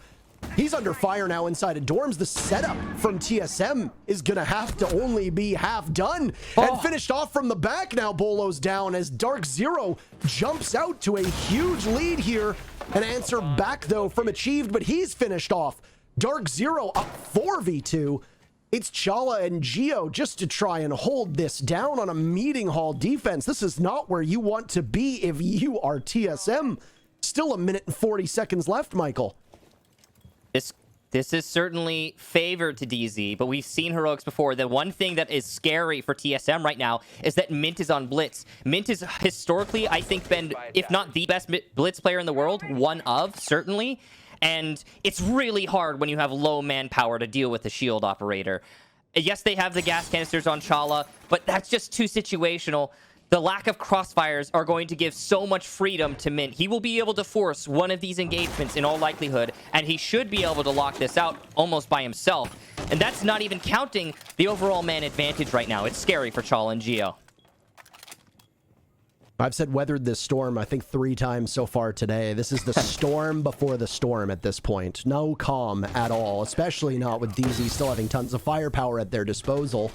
And trying to chip away at the advantage that they have with TSM, knowing how dire these circumstances are. The world around Chala literally collapsing as he might wander into Mint's open arms. He peeks around the doorway the wrong way. He's as good as dead. 25 HP is all he'll get away with, and he'll walk wounded for the remainder. But he's down. It's just Geo in a 1v4. This is the match on the line. This is the championship on the line. Can Geo pull off one of the greatest 1v4 clutches that we've ever seen? Good trigger discipline. He'll need to drop, and he does so. He sees the blitz drawing all of the fire away. Diffuser goes down successfully. The odds of him winning getting even harder. He's flashed, and DarkZero turns the lights out on TSM as DZ are your North American major champions. Massive win there for DarkZero. Congratulations to them. An absolute trouncing. Not much competition put up there from TSM. And partially, sure, I think TSM had a rough match. Yeah, after those 2 clutches, they seemed to maybe fall asleep a little bit. But certainly, DarkZero played a better game than we have ever seen from them before. That is peak DZ, and it is scary.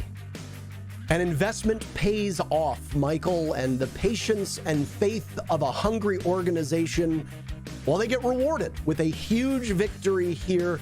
The best team in North America, and surely one of the best teams in the world. They have been since the 6 Invitational. They have proven that that was not a one-off. That was no fluke. They're the best team in NA today, and they made mincemeat out of TSM. That was just an absolute wallop to TSM's confidence, to TSM as a squad, and DarkZero has just stormed their way through this entire major after very narrowly making it in the first place. What a way to silence your critics. What a way to shut up the haters. And they did just that in very dominant fashion. You know, we've always wondered when DZ was going to be able to solidify their confidence, and I think that victory and the title of North American Major Champions might just be the thing that does it. That's it for us, though. Another major in the books, Michael. It is always a pleasure to be at your side, though this time we are a little bit farther apart than usual. We've got the analysts to go through the victory of DarkZero and all of the major over the last 3 days, so we'll toss it over to them. Aw, Kexon and Taro, fantastic job casting as always.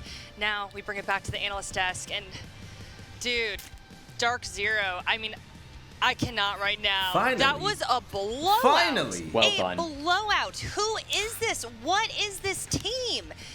Jesse, they're 100% deserving of this title. Like, I have nothing else to say. They have just came and conquered. DarkZero deserve it more than anybody else, no doubt about it. They clearly put their nose to the grindstone during that break between the qualifier and the major. You can tell they worked on so much new stuff, and they brought it all out here. Even in the grand finals, they had a ton of like really intricate strategies they had practiced time and time again. They executed them perfectly. Everybody says DarkZero, they're inconsistent. They can choke. They don't do things that they should all the time. They don't follow their strategies when they need to. But today, this whole weekend, they were on fire. They were showing up. They were playing to their peak consistently, and you got to give them a ton of credit. I thought here on Oregon, you know, this is TSM's best map. This is a map they've never lost, ever. So for DarkZero to come in and have a 6-0 half, only drop 2 rounds in the entire matchup, you saw so much new stuff. They played a lot of Mute Mozzie Vigil, which we didn't see defending on the basement. That meeting hole with all the rotations and the Goyo and the Mira, that was super interesting. There were some clutch plays at the end of that first half too, but really DarkZero, well-earned, well-deserved victory. All right, Veli, DarkZero hype. I want to hear it from you. Come on. you want the hype? Bring it. DarkZero, they're finally on top of it. Hey, baby. It's about damn time. I've been waiting for this. Coming into the qualifier to even get here. Look, we're talking about a DarkZero with what? A 40% success rate on defense? Unacceptable. The qualifier came. That 40-ish%, that low 40%, turned into like a 48%. I don't remember the exact number, but it was like 46 or 48%. Now they're over 50%. They're getting better in every category known to man. Now, also, take a look at Hot and Cold, take a look at Eclipse. Yes, we talk about Hyper and Skies all damn day long, but those two in Skies stepped up. They deserve this win. It's big, it's major, and it's good to see DarkZero finally just have all that hard work pay off at the end. DarkZero, how many people had this team at the bottom of the bracket? How many people literally built their bracket? DarkZero lose the first game, second game they're out, they get last. Everybody had DarkZero losing. This is not the favorites. This is a huge underdog story, and it just shows how much work they've put in. I mean, they silenced everybody this tournament. Huge underdog story. It's me, I'm everybody.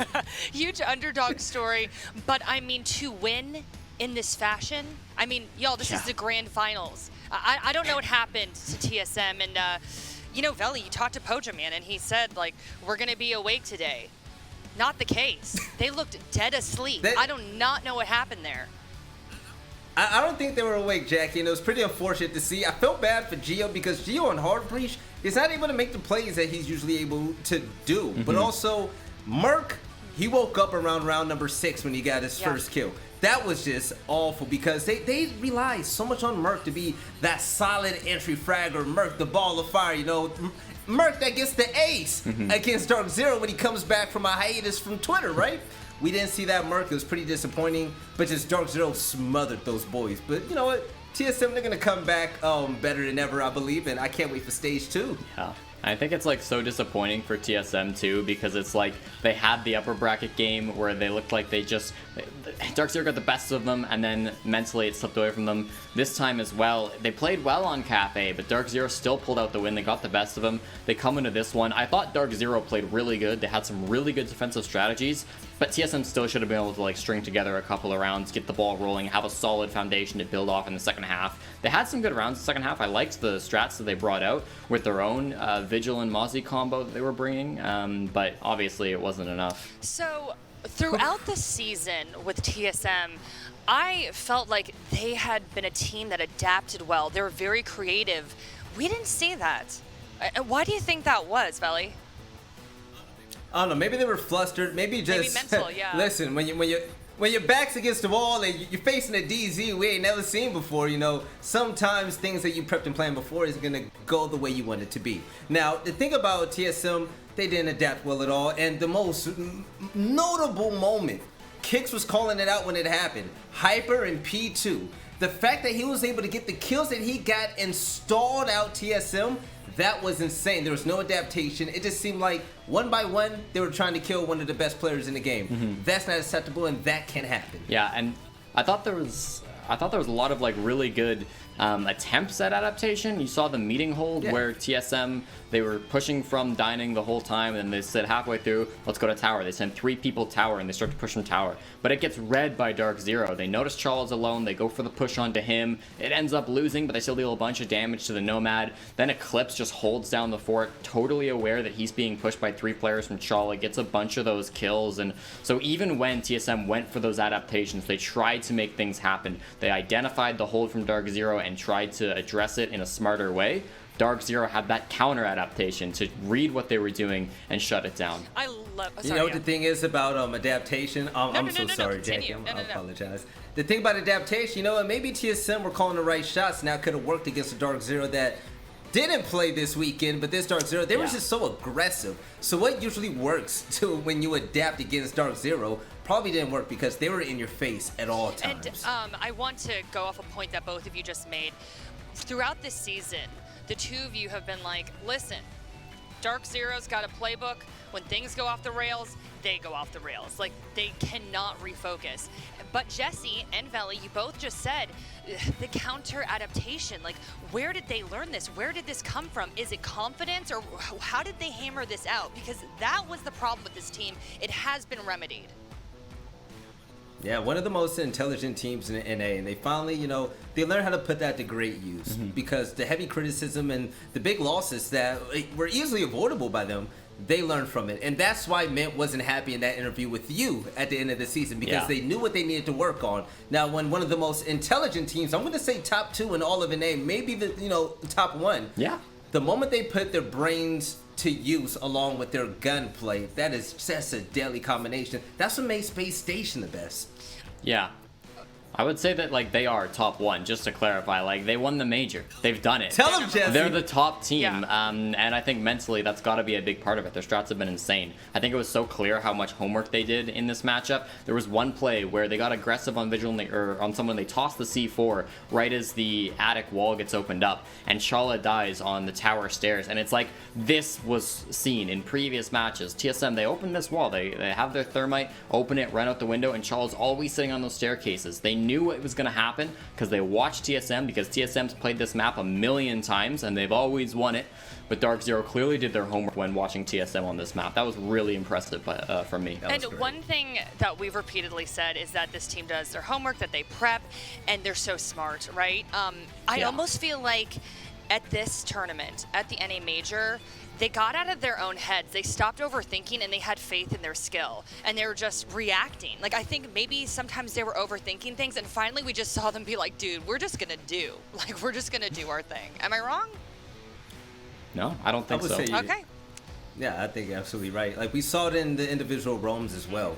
We criticized it at first, but then once it started to work, we were like, okay, DarkZero, they're letting off that heavy step-by-step playbook.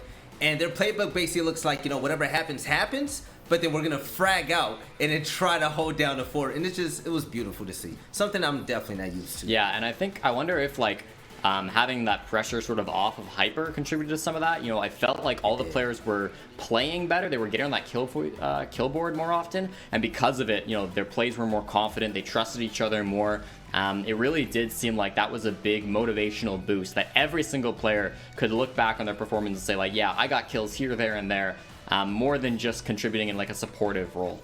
Okay, gentlemen, this is just coming into the studio now, and apparently DarkZero is ready for the winner interview, so we're going to go and head over to them. Oh, the smiles, Jesse, I totally feel your vibe right now, but ladies and gentlemen, we have our North American Major winner.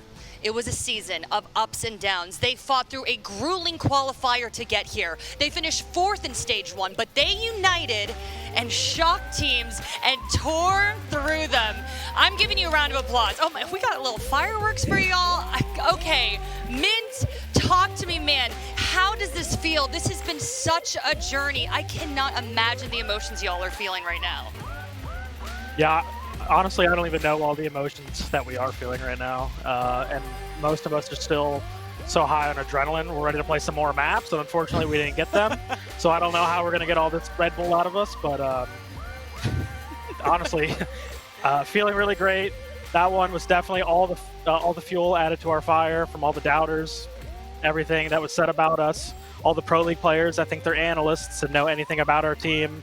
You know, it just helped fuel us for this. And I want to give you all a proper introduction. Obviously, the man speaking here is Mint, but we got Skies, we got Hot and Cold, we got Hyper, and we got Eclipse.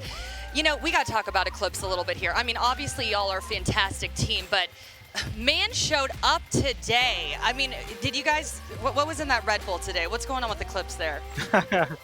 Honestly, never doubting Tyler. Once he has his gushers, he's good to go. But yeah, that definitely played a huge role for us in the entire tournament. I think everyone pretty much actually did a really good job just stepping up big, giving Hyper a little bit of support, showing that we are more than just a one-man show, as everyone likes to call us. But yeah, no, great performances from everyone around. Yeah, I mean, let's talk about the criticism. Let's talk about the haters. You know, we had a video of TSM, and they're like, shut down Hyper. Shut down Hyper. That's all you need to do. And they said that you are not a team that adapts well.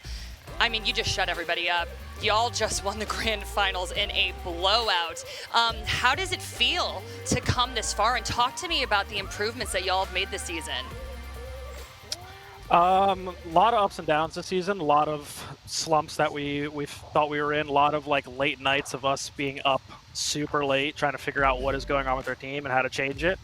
I wish some of that stuff was recorded, looking back on it now. But yeah, it's just when we finally figured out role changes, obviously we were the best attacking team in the league, and we were the worst defensive team in the league. So it was just pretty much a lot of talks about like how the heck do we fix our defense. We knew if we can get our defense up, that we would destroy everybody. And then obviously adding back a lot of thank you, adding back a lot of the attacking things that, you know, people used to fear from us. Running Blitz that map felt really good to just run over TSM with that, and then just the aggression on our defense. But yeah, like I said, everyone that's doubted us, honestly, just gave us fuel to the fire. Like we just stayed up later, we worked harder, and that's why we're here, and that's why they're not. So. Mint, last time I spoke with you, y'all had won the qualifier. I was very excited for you, and you literally had your head in your hands. Like, you were dejected, you were despondent. How does it feel to see the progress that y'all made in this 2 weeks? I mean, personally, I saw how much affected you. So, like, how does it feel now to be here? Well, I mean, looking back at that, I mean, I don't know why I was so disappointed. Maybe Sonics really are the second best team in NA. They put up way more of a fight than SSG and TSM did this entire tournament. Maybe Ceph's onto something there, but yeah, I mean, I don't know. Like, honestly, those 2 weeks, really rough, but really proud of this team. I love this team. Everyone took that time to really like refine their craft. Everyone was just more focused. It's a complete turnaround from where we were 2 weeks ago. This is a DarkZero that we have never, ever seen before. Y'all looking fantastic. Last question. Anything you want to say to the boys behind you? Anything you want to say to the fans? Anything you guys want to say? Hand it over to Todoroki. Hot and cold. Hello. Hi. All I wanted to say is just good night. Okay. Thank you for that. Thank you to all the fans and supporters. We worked hard for this and we earned it. I'll pass that to Tyler now. Okay. Here we go, Eclipse. I can't wait to hear from him. Paul streams at twitch.tv/hyperr6. Give him a follow. Okay. And to wrap Alex this doesn't want to. Oh. Okay, Alex Alex doesn't want to speak, talk. I think he's on his phone. He appreciates- may be tweeting. Yes, he appreciates all the fans. This honestly feels great, and yeah, just appreciate everything. All right, gentlemen, go enjoy that victory. Huge congratulations. Let's bring it back to the analyst desk. I heard Veli giggling in the background. I knew he was just cracking up during that whole thing. But again, huge congratulations to DarkZero, Grand Finals winner. Wow, that was fun.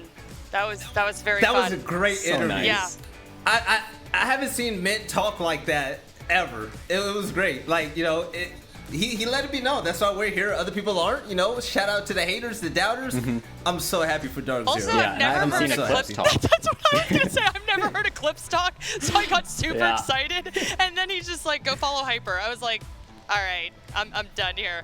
I'm done here." Oh my goodness. But the Sonic shout out. I know. Oh my But you know, God. I did really want to ask him one more question, but we ran out of time. But y'all, can we just talk about how good the NA is right now?